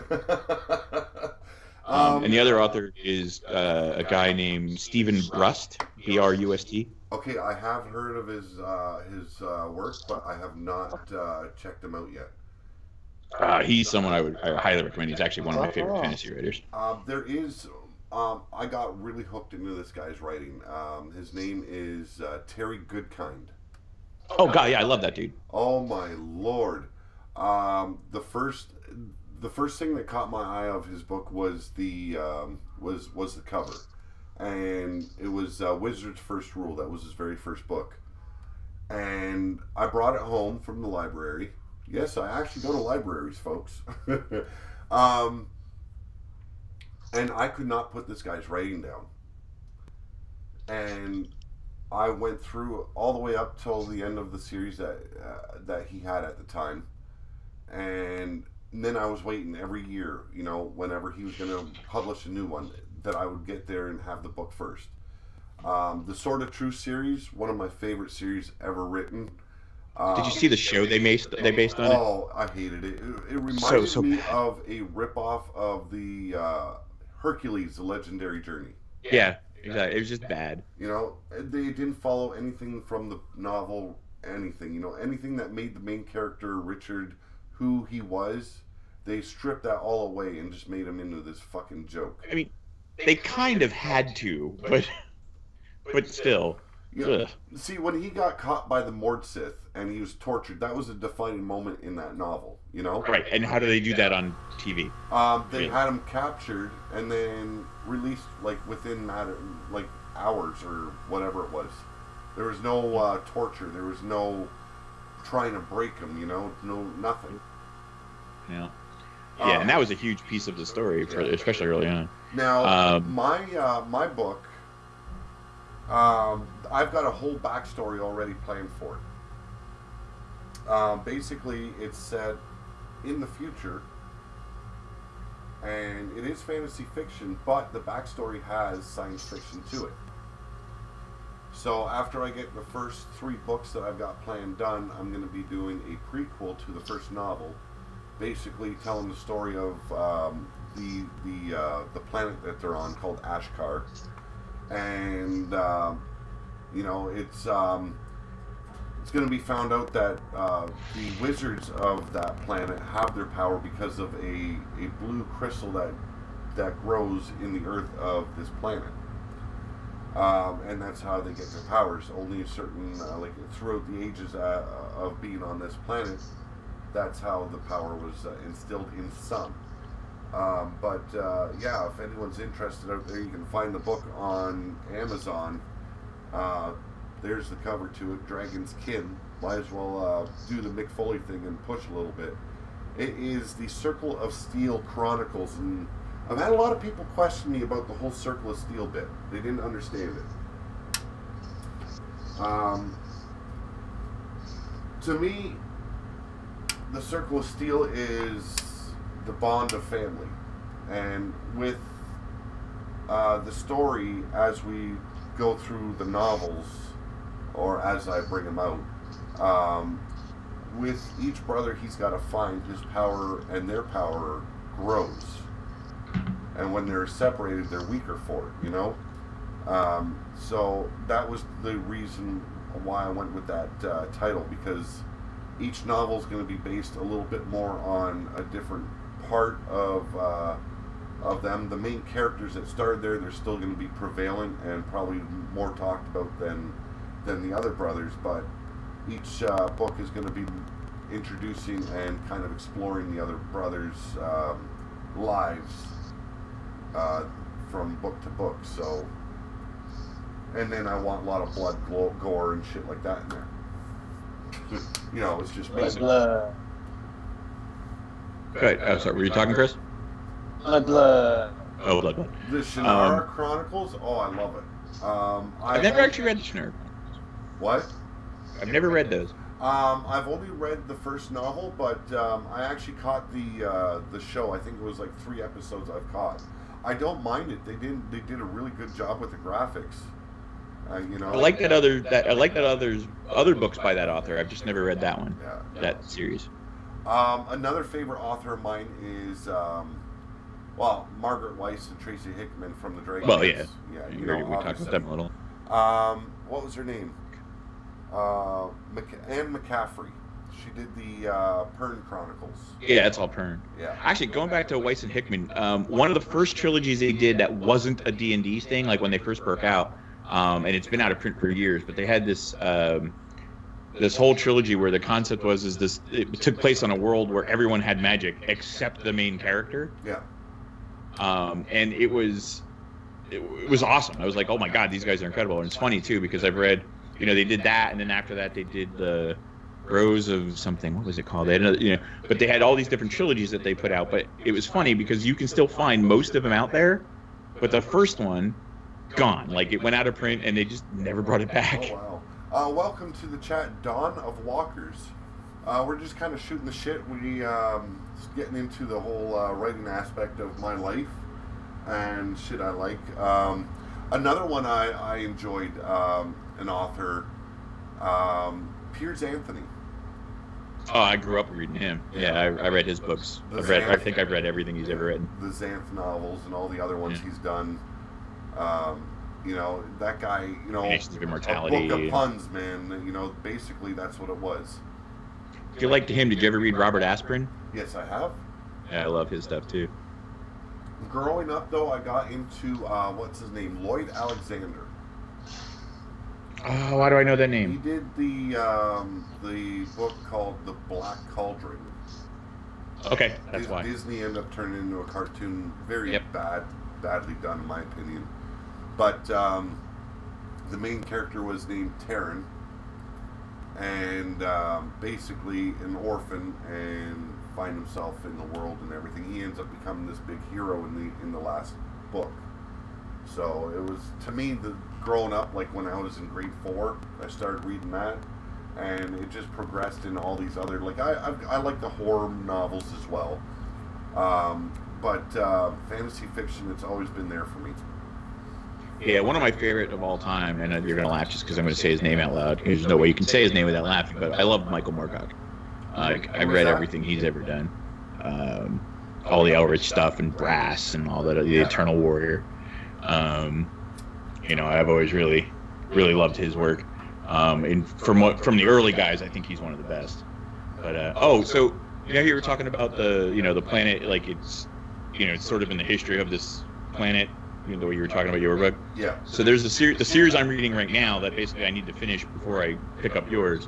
Is a series called the series is called The Broken Empire, but the books it's something of Thorns. There's 3 of them. It's the Prince of Thorns, King of Thorns, Emperor of Thorns. Okay, yeah. And they're by a guy named Mark Lawrence. But really early, if you pay attention really early, you figure this out. So this isn't really a spoiler. So it's a fantasy world. There's magic, the whole 9 yards. Oh, really? But if you pay attention, you realize really quickly, they're on Earth. They're just on Earth thousands and thousands of years in the future. Oh. And one of the ways you know this is that one of the religions, the way they're talking about this one religion, it's clearly like some weird morphed version of Christianity. Where things have changed and names have changed, but they're similar. Yeah. And then you go to this main castle, and you realize that, and the way they describe the castle, you're like, that's really weird. Why would you build a castle like that? But you realize really quickly, they're living in the sub-basements, what's left of the sub-basements of an old skyscraper. Oh, that's cool. So it's basically a giant concrete cube. And like it's just weird. Like you find it out really quickly. You're like, oh, so this is Earth. Like it's just thousands and thousands of years in the future where weird shit has happened. Yeah. But yeah, it's a really good book actually. If you like anti-heroes at all, which if you pay attention, I obviously do. it's a really good series. Now, I'm also working on another novel. I've got a lot of ideas when I'm writing, and something doesn't fit, and I start a new book. And I've always wanted to do a vampire trilogy where it was vampires that actually talk like real men. You know, not like the Anne Rice style where everyone. Oh, you don't like bloodsucking cocksuckers? You know, where everyone seems gay.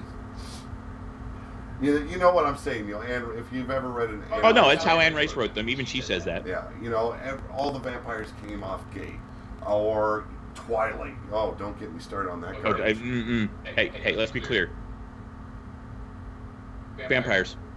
Stake them, don't date them. Yeah. Well, I had this idea where I wanted a novel about warrior-style vampires. So basically, and there's werewolves in this novel too. I've already got half the book written. Now, the werewolves, they're not called werewolves, they're called the Wolven. The vampires were basically almost killed into extinction. So they started breeding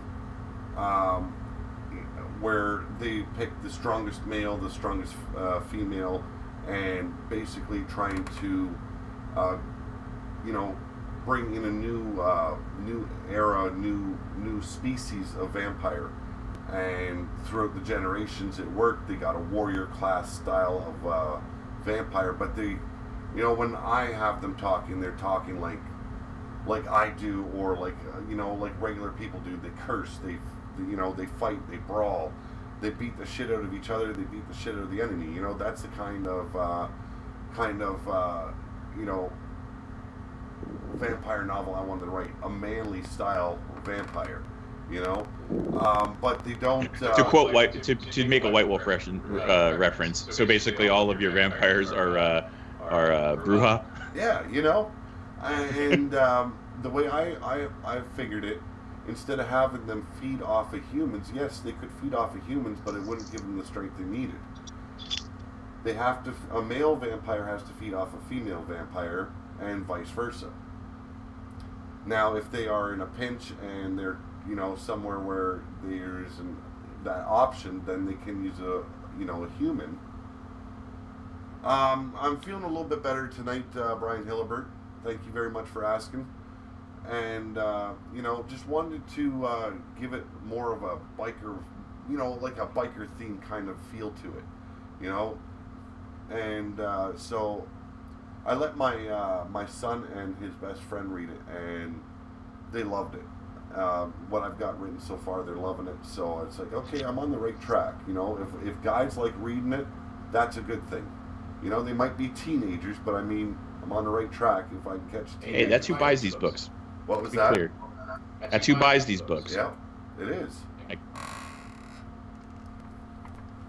So they have way more time to read than most adults. Yeah. You know, and so I've got that one halfway done. I've got book 2 on the go for the Circle Steel Chronicles. That one's titled Dragon's Gate. And yeah, so like, once I start this book, how long do I have to wait till I'm going to have another one? I plan on having the next one out probably around the end of summer this year. Oh, shit. All right. I'll probably right around the time I get to finish up this book. Yeah, so, you know, it's taken longer than I wanted to. I kind of hit a bit of a writer's block, which really pisses me off. But once I get on the roll again, I'll probably end up taking a little bit of time off of YouTube to really just get into it. And, you know, just bring out the next book. And hopefully everyone's as happy with the second one as they are with the first one. I have not had one bad review. You know, there was like little things where we didn't catch all the errors on the page, and I used what were they called again? I can't remember which company I used to publish, but you've seen the inside of the novel. They don't do any hardcover, and they didn't bleed the sentences all the way out to the edge of the page. That pissed me Yeah, I off. noticed that. I noticed that they didn't use all of your landscape. Yeah. The other weird thing I noticed is they didn't give you page numbers. Nope. That bothered me. And so I put a big stinker about it in there. And, you can have it redone and everything. And, but we're going to have to charge you more for it too. And it's like, excuse me? It's like, no. So, next one, I sent the first 6 rough drafts of book 1 to Tor Publishing, and they gave me some points where they would like to see some changes. I put those changes in, and then I let my insecurities and self-conscious bullshit step in, and I didn't bother sending them the finished product. So with book 2, I want to see if I can get a publishing agency and a publishing house to take on the second one. I figured, with the first one, build a small following first, see if people like what I'm doing, and then go from there. And then maybe book 2, then go to an actual publishing house and get that done. So. Yeah, I just noticed that. I'm looking through it. Nowhere does it say what company published this. No. If you notice, though, which not many people have, that it has your address in it. It has. Where is it? I must skip the page.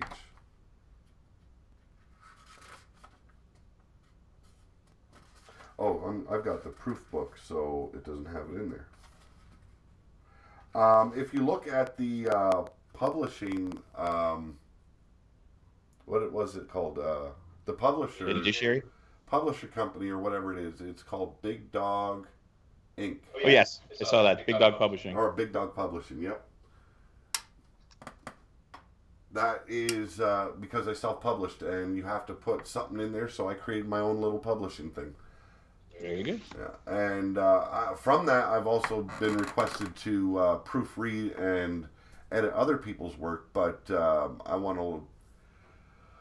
I gotta learn that aspect of the business as well. If I get into it, and if my wife wants to keep on doing the editing bit and stuff like that, then I want to be able to tell them, okay, well, if you want me to proofread and edit this stuff, it's going to cost this amount of money, I have a few friends that's what they do. They are professional editors. I can ask them what they charge for that. Yeah. Well, it's research I've got to do on my part as well, and thank you for the help right away.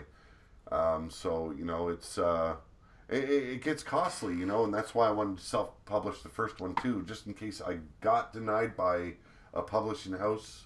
I can still go through it. And my wife, she put hours and hours in that book. Because I'm a paper and pen guy. She did all the typing for me.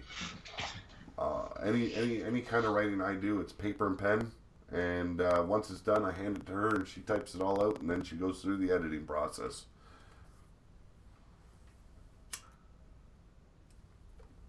But, we've been going for almost 2 hours now. Holy crap.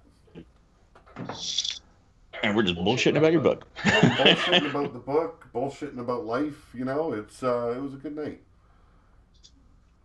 No. Yeah, I needed a distraction, so I appreciate it. I kind of did too today. I've been sick for this entire damn week, and it has just kicked me in the balls so bad. And I started feeling a little bit better, and it's like, you know what? I want to do something, but I wasn't sure what to do, and I was sitting there starting to giggle about past memories, and it's like, fuck it, let's share some.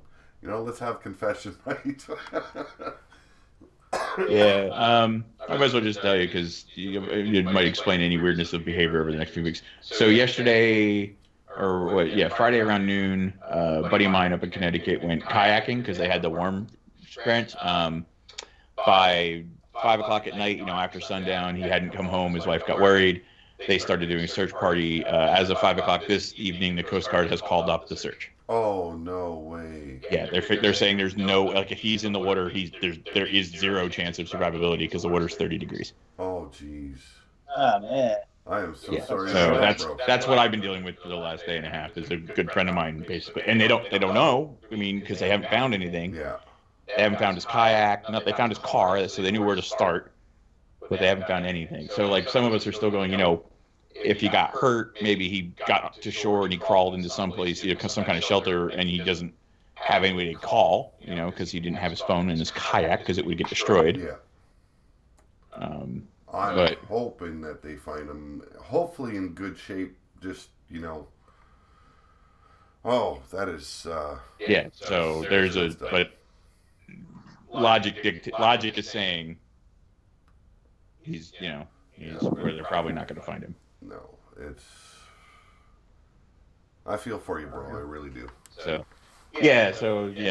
That's why yesterday when I was talking to Woody and I said, I'm a bit manic, it's because I was trying to find things to distract myself. Yeah. And also understand why you said on the stream earlier that you wouldn't be talking very much either. Yeah. No, that's very it makes things very puts things into perspective. Hey, how's it going, Mod Amiral? I hope I'm saying that right. Yeah, same age as me. He's got a wife and kid. It's yeah. It's sad, It's I couldn't imagine going through something like that. No, but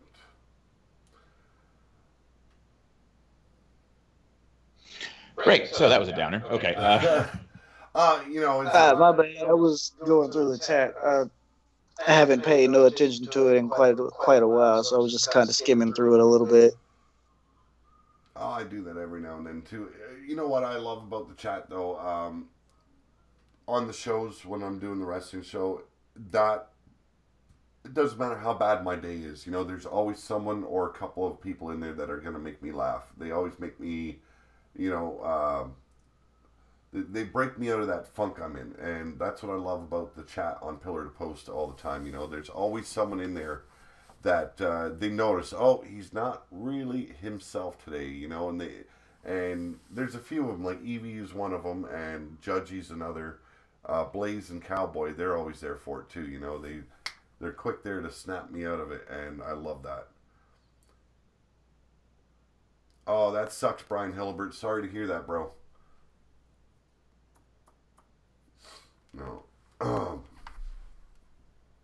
But yeah, it's I don't know. I'm gonna speak very honestly here about this. When I first started doing the whole YouTube thing, I was doing reviews on WWE and their shows, and everyone in the chat at that time, they had the same opinion of me, and everyone was just bitching about wrestling, and it's like, why am I going to sit here and just bitch about something I love when I could just do it a different way, and that new chat, all the new people that came in, they enjoyed the same thing, it's like, why bitch about it? Why not have fun with it? So I'm very happy that the whole Big Dog thing started, and then now with RWO, that's helped out so many different ways.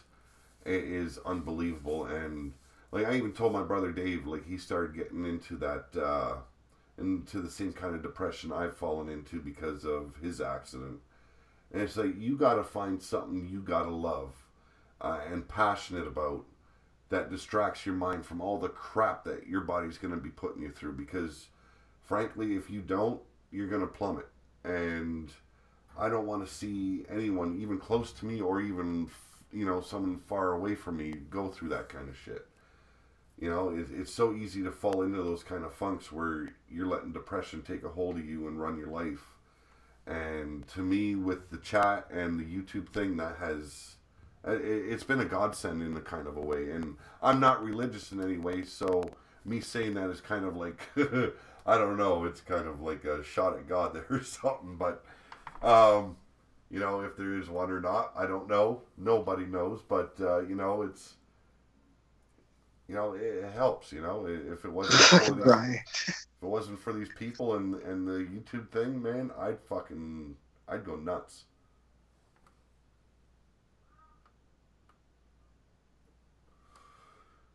It's and I've noticed a lot of podcasters, they're actually doing it for a lot of the same reasons I do, like even a lot of the bigger names that I've come to know, you start listening to them talk about real life, and it's like, oh shit, I'm not the only one,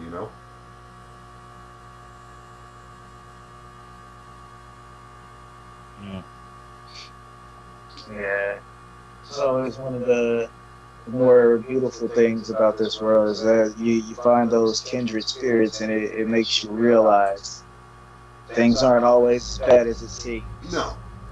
You know, and I look like, you know, it's going to sound funny, but I look at Cowboy John and I admire the guy. I really do, because the problems he's been having trying to do his stream, and the guy will not break. Yeah, he will not quit. Like, even if he can't get this show to continue going, we'll get the results over Skype, and that's just...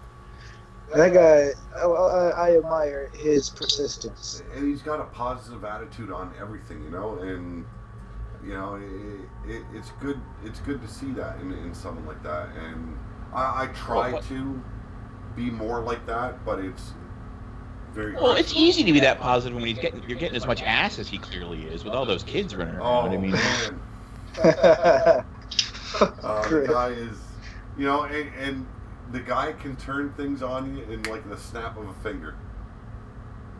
Thank you very much, man. He does. It's really funny. I love when he does that to Blaze, where he'll just be sitting there quiet and just be like waiting his time, and then bam. Yeah. But it's always the best. Like, him and Blaze going back and forth, I could watch that for hours. Like, if they were to make a TV show of him and Blaze, it would probably be the greatest show on earth. You know, I would probably be the one guy to sit there and watch every fucking episode too. And I'd buy every single season on DVD. Fuck it. That guy can slip in shit so fucking quick on Blaze. It's so hilarious to just listen and watch, you know. No, but he got me today. I forget what I said, but I said something. I was fucking with him a little bit, and he just was like, wham, and I'm like, oh, that was good. Yeah, he is. He's good about it, and he doesn't do it in a malevolent kind of way. You know, and I was asking for it. Like, I was making it. I had made a joke. Like, I had made a joke at his expense, and he was just like, all right. And no matter what kind of burn that he delivers, it's always got, you know, it's something there to make you laugh instead of it's like, you son of a bitch, you know. So it's good like that. And then you got, you know, the EV blood guards where, you know, they appreciate it when you go and tell them to go fuck off, you know. Yeah, I had a scorecard for, like, how many times could I make you choke on either your cigarette or your drink or whatever by making you laugh in the middle of it. Oh, my goodness. Evie used to be the best at it. Now it's like, no, I'm not giving you the gratification. Ain't happening.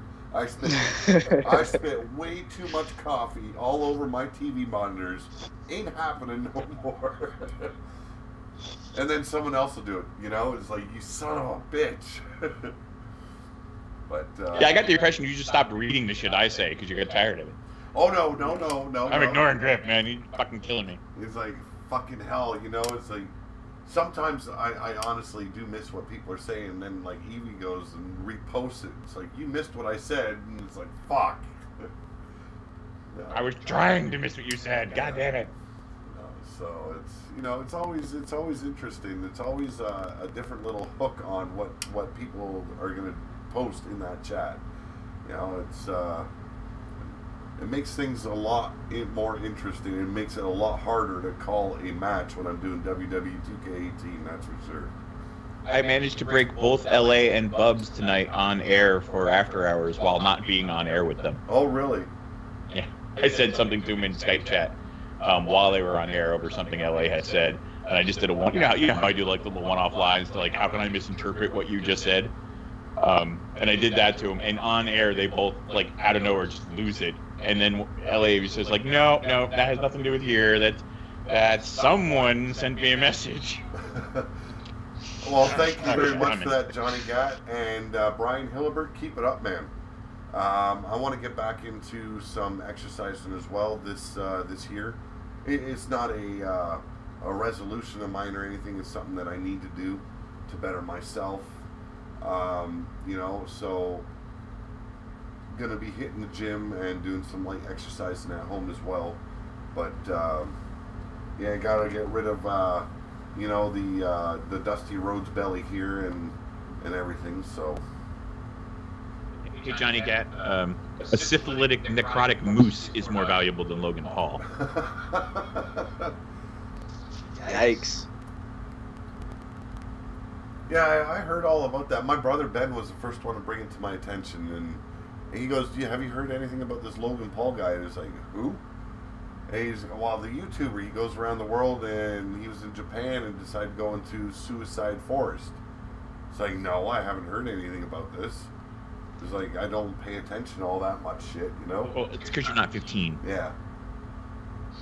Yeah, I've been hearing the guy's name and seeing people mentioning him about shit, but I didn't care too much to follow up on the story. Basically, he went into what they call Suicide Forest out in Japan, I guess it is. And they found an actual guy hanging from a tree. And I guess they were laughing about it and shit, making jokes or something. They had it up on YouTube for about 24 hours, my brother said. And then Logan Paul himself, without YouTube telling him to, took it down. But they still penalized him for it. I think he lost his channel or something. No, so he didn't lose his channel. At the end of the day, he lost. They have 2 different tiers of how you do your ads once you're big enough to get ads. Okay. And the really big players get what's called Google Premiere. Yeah. For their ads. And usually it's just like, oh, I'm a television station or whatever like that. But he was big enough that he was on it, and they took him off that. Oh wow. So basically, they didn't remove his channel, but they hit him in the pocketbook pretty hard. Oh yeah, that's gonna hit him in the pocketbook real bad. Like right now, like doing videos like this, it allows me to get ads on and stuff like that, and I make a little bit of money from that, depending on viewership and stuff. But right, and you're probably getting CPMs in the 25-30 cent range, probably. But on Premiere, you're getting CPMs in the $2 to $3 range. Yeah, but for the wrestling part of this channel, I don't get anything out of that because we've been segregated into the same area as hate videos and extremist videos and stuff like that, because they classify us as promoting violence. Yeah, it's the algorithm. That's part of the whole what they called the adpocalypse. Yeah. That's supposedly going to get fixed. That they've realized that they're demonetizing a whole lot of gaming stuff, and that wasn't their intent. But they haven't gotten around to fixing it yet. Johnny Gad says it's like a whole career ending for him without being ended. His reputation shut it down, pretty much like Roman Reigns' boo crowds. Yes, indeed. Oh, don't get me started on Roman Reigns, man. That. Oh.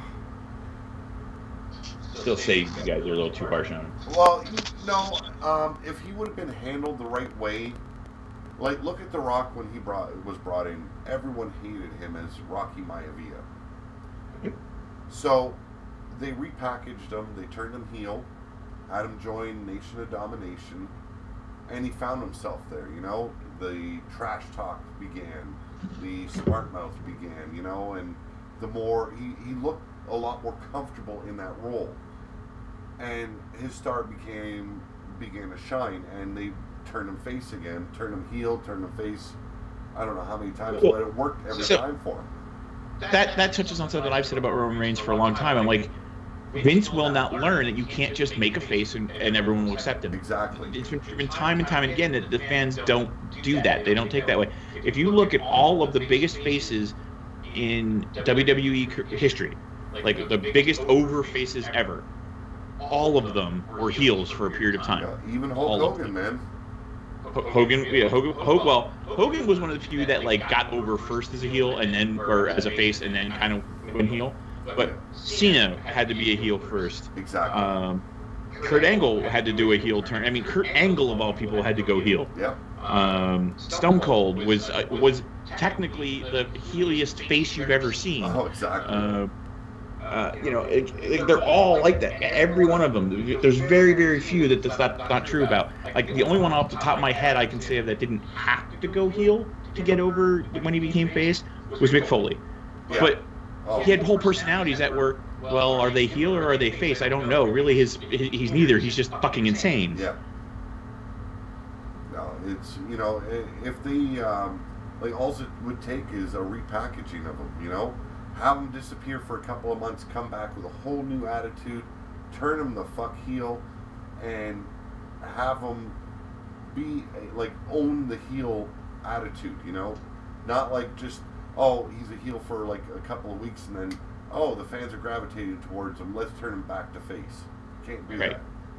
And the only way you can get around that is if you can really play the underdog card, and Roman Reigns can't play the underdog card. No. It's huge.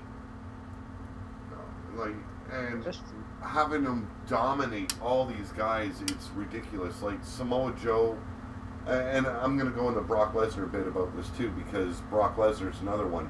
He's got all that experience in amateur wrestling and then the UFC. Look at his first run. You know, he did a lot more wrestling. They bring him back, and Vince McMahon says, oh, I don't want you to wrestle. I want you to be the suplex machine. So, you know, that's going to be your gimmick now. And even Brock Lesnar says, you know, he'd like to do more wrestling, but on the same aspect, he'll go and refuse to work with certain people a certain way. And it's like, that's the same kind of bit that they're doing with Roman Reigns. Shove him down the people's throat and only have him work one way, and it's not working. And I don't understand why Vince McMahon hasn't realized this yet. I mean, yeah, and everyone brags on Roman himself, and I'm like, their problem isn't Roman Reigns. Their problem is Vince and the scripts that Roman's being handed. Yep. Because if you go and look, if you go out there, you have to look. You go out there, you can find the moments that show that, no, man, if you give this guy a mic and no script at all, he actually is decent. Yeah. He's decent. Like, I mean, he's not his cousin. He's not The Rock, and he never will be. But who the fuck is? You know. But he can work a mic when he's. His problem is that if you hand him a script, suddenly he comes off as the world's worst actor. Yep. He can't read from a script, and they won't figure that out. Another one I like more that when they let him go off the cuff is The Miz. I don't like him scripted, but I just don't like him at all. But when he was doing, when they had that show, Talking Smack or Smack Talk, whatever the fuck it was called, yep, and him and Daniel Bryan were cutting loose, there was no script there, and it was perfect. It was more of the attitude I'd like to see, you know, in a guy like The Miz. And I'm not a big Miz fan regardless of what he's doing, but when he can cut a promo where he isn't scripted, he sounds so much more genuine. Right. Well, in that one, he clearly meant what he was saying, yeah. and you know, and it kind of helped. But here's my problem with that. The reason that all happened, I happen to agree with Daniel. Like, I agree with where that is all coming from. I agree with Daniels that he's, you know, dude, you wrestle like you're afraid to get hurt. You wrestle like you don't. It's not a passion for you. It's a business, and that's a problem. Yeah, it is. It is, and it's like that with a lot of these guys these days in the wrestling business. That's why I've been enjoying watching more New Japan Pro Wrestling, because it's a lot more like the older school wrestling, but with a newer flair to it, you know? Yeah, Johnny Gat, I agree with that as well. He does get buried easily, and a lot of that has to do with being heavily scripted for Roman. But, you know, like, we're not going to, the way it's been going, we're not going to have wrestlers that could tell stories and do those promos and stuff like that until we get someone running WWE that just gives them, like they did back in the day, you know, okay, this is what you need to sell. Here's your direction, go with it. And they'd go out there. Right. And for the most part, the talkers could do it. That's what they do in NXT. Yep. And that's specifically what Triple H says about it. He's like, people need to learn this skill. We're not teaching it anymore. So I'll be damned if anyone's coming out of my brand not having that skill. But look what happens when they get brought up to the main roster. Yes. They're slaughtered. You know, it's like generally, yeah. Vince McMahon looks at them. Well, I didn't make them. You know, so what the, you know, it's like, as long as it's the guys he's making, those are the guys that are important. And to me, that's garbage. Because oh yeah, Vince has got to go. In my opinion, Vince has got to go. Triple H has got to take over Raw. Yep. And use the vision that he used for NXT on Raw, and it'll be way better. Oh, geez, he's gonna kill it, you know. And I'm not a big Triple H fan. I'm a big fan of what he does for the business now. But as a wrestler, I never liked him because I'm there with you. Same page. He just wasn't interesting to me, you know. There's only one match that I think is memorable he had, and that was against Undertaker when Shawn Michaels was a special guest referee in that Hell in a Cell match. You know, that one. The match the match he had against Shawn Michaels after Shawn Michaels came back was actually really good too. Yeah, that one wasn't too bad, but to me the most memorable one was that Hell in a Cell with Undertaker. Well, yeah, I mean that's amazing match. No, but you look at guys that they want so badly in WWE right now, and they're telling these guys are saying, no, we're making more money without the WWE, and we're more famous than what you can get us. So why are we going to go to you? Like Kenny Omega, for example, or Cody Rhodes right now. Well, careful with that one because rumor mill is saying he's going to be the surprise entry. Yeah, I don't know. I really don't. And if he is, it's probably going to be just a one-off. Who knows? I'd be shocked though. He's so far been telling everyone it's not going to happen, but the rumor mill is he could be a surprise entrant in the Royal Rumble. Right. It might be the quid pro quo for the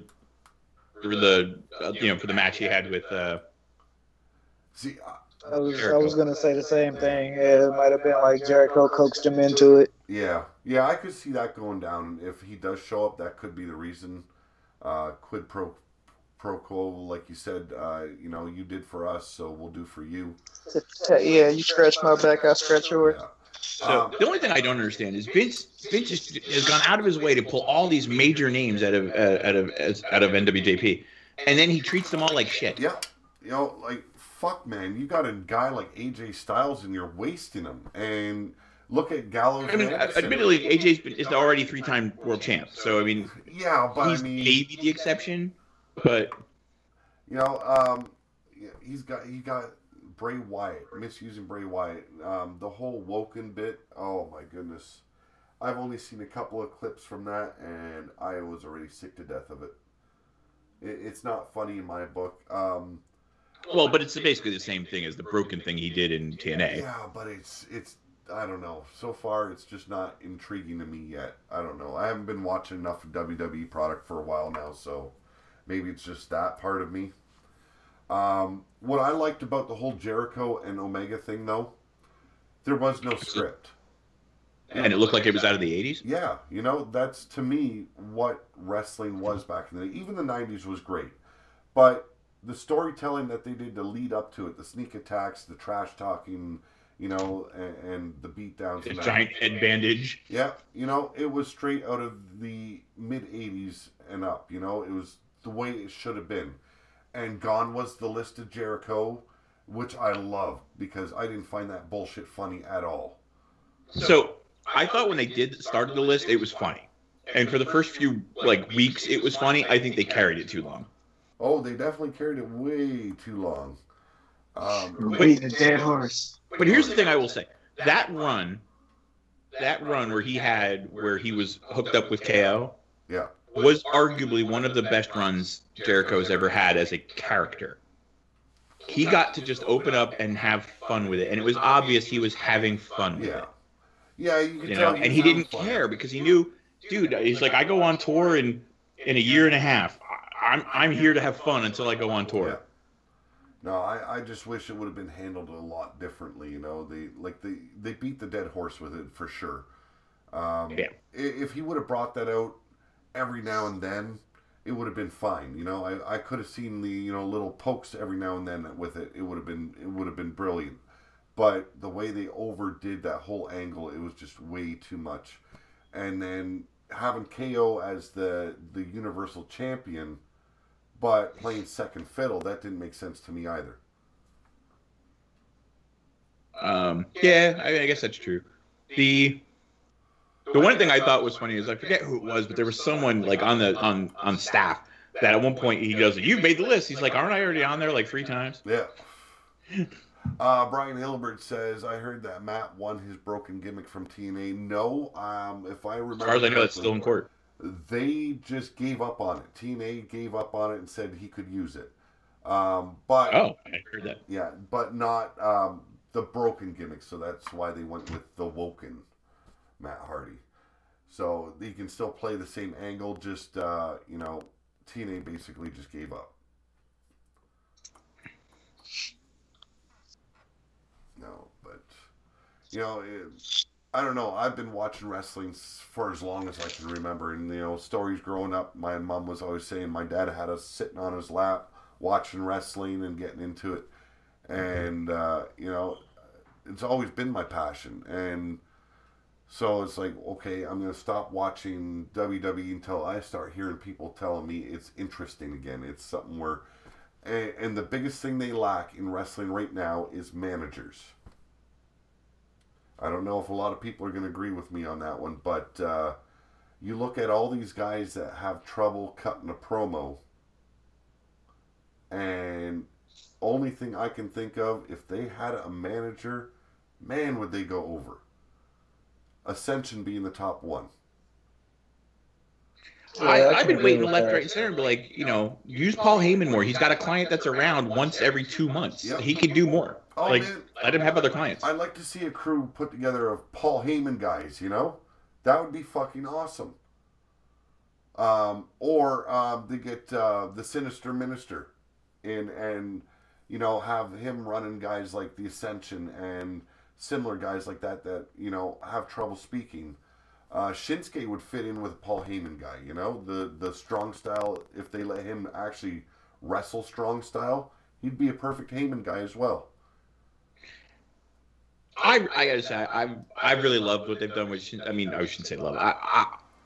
Shinsuke seems to be the one who has changed the least by coming into WWE. Like, he's still pretty much wrestling the way he wrestles. Yeah, it's just the whole... instead of the king of strong style, he's the rock star. That really bothered me. How's it going, Mike? Well, but he was always like that. Yeah. But, it was... I found him a lot more intriguing to watch when he was in NXT for some reason. It was just those matches seemed a lot more physical and when he was over there. And the match with him and Samoa Joe or AJ Styles, that was beautiful to watch. The match he and Finn had was Finn Balor.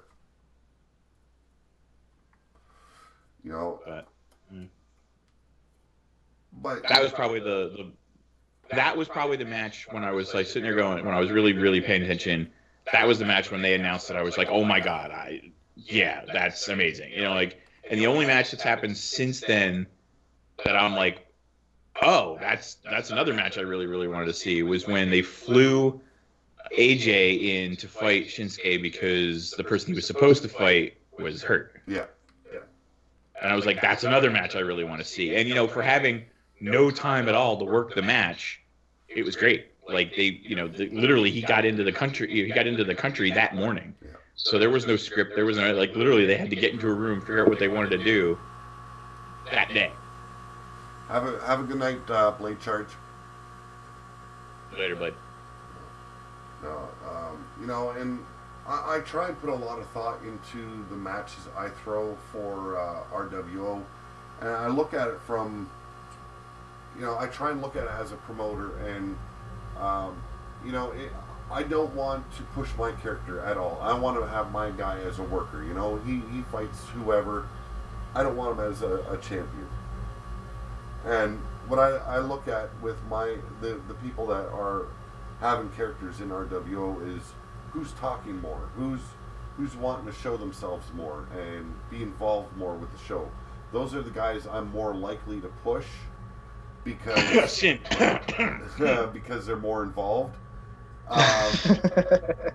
Sin is a different one, It's like, okay, he got the win over Tyler Black and became ruler of the Wasteland. It's like, okay, fine. He lost, and now it's this whole team thing. Who did you lose to? Some pirate wannabe. What was his name? Yeah, some asshole. I know he's an asshole. I like to call him Twinkle Toes. It's fair. It's reasonable. Oh, son of a bitch. Oh, jeez. Raging Chaos, how's it going? I thought they flew AJ. No, he's right. That is the match I'm thinking of. It wasn't Shinsuke, it was AJ Balor. That's the other match. Why is there no AI promo sessions in ROW match cards? There is a little problem with the last update. If you have too many promos, It will Sometimes too many equals one, by the way. Yeah, it will freeze your shit right the fuck up. Doug Bishop's actually having problems with that on his show right now. He was having like 4 or 5 promos on a show. There will be more promos done, but I want to get people to do actual voice recordings, and then I'll play in between the matches, kind of like they did back in the day. But you won't be seeing the characters cut those promos all the time. Sometimes, yes. At least till they fix the freaking. Yeah, like right now, I don't want to have to start my universe mode all over again just because I wanted a lot of promos in there. But yeah, there will be more promos coming in. Just it'll be voice recordings of the people behind the wrestlers actually cutting those. And I want to bring that out with ROW a little bit more as well. So it's just find the people willing to do the promos. And if they don't want to do them, then write one up and send it to me, and I'll read it for them. If it's a chick, well, it's going to sound like a dude, but it's something that they're going to have to. You know what? Here, I'll help out. I'll be magnanimous. The ruler of the wasteland is happy to go to the proving grounds to show them how it's done and cut a promo there. Yes, Doug Bishop, we are still live. Not much longer though, but still live. Yeah, because it's almost 4 a.m. Holy shit, it is. Holy crap. 3:45 a.m. Yeah, the wife's sleeping already. No, but none for you. No, well, just still under the weather. She is too, so no luck there anyway. But yeah, so the promos are going to be coming a lot more soon. There's some I want to really focus on, like Adam Guerin's character. I want to focus on Adam Guerin's. Maybe get. He's been on a fucking roll lately. Yes, he has. That's why I want to really start getting him more involved in shit. And it's just find him on the right time. There's some that they're trying, but they'll say, "Oh, I want to have this person join my crew," and it's like, okay. Have you talked to them? Did you talk to that person? And it's like, well, no, but I will. It's like, okay, then after you've talked to them, please let me know then. Promos or provocations between subs. Which one should be great? Yeah, Well, promos. A very well done promo is always good.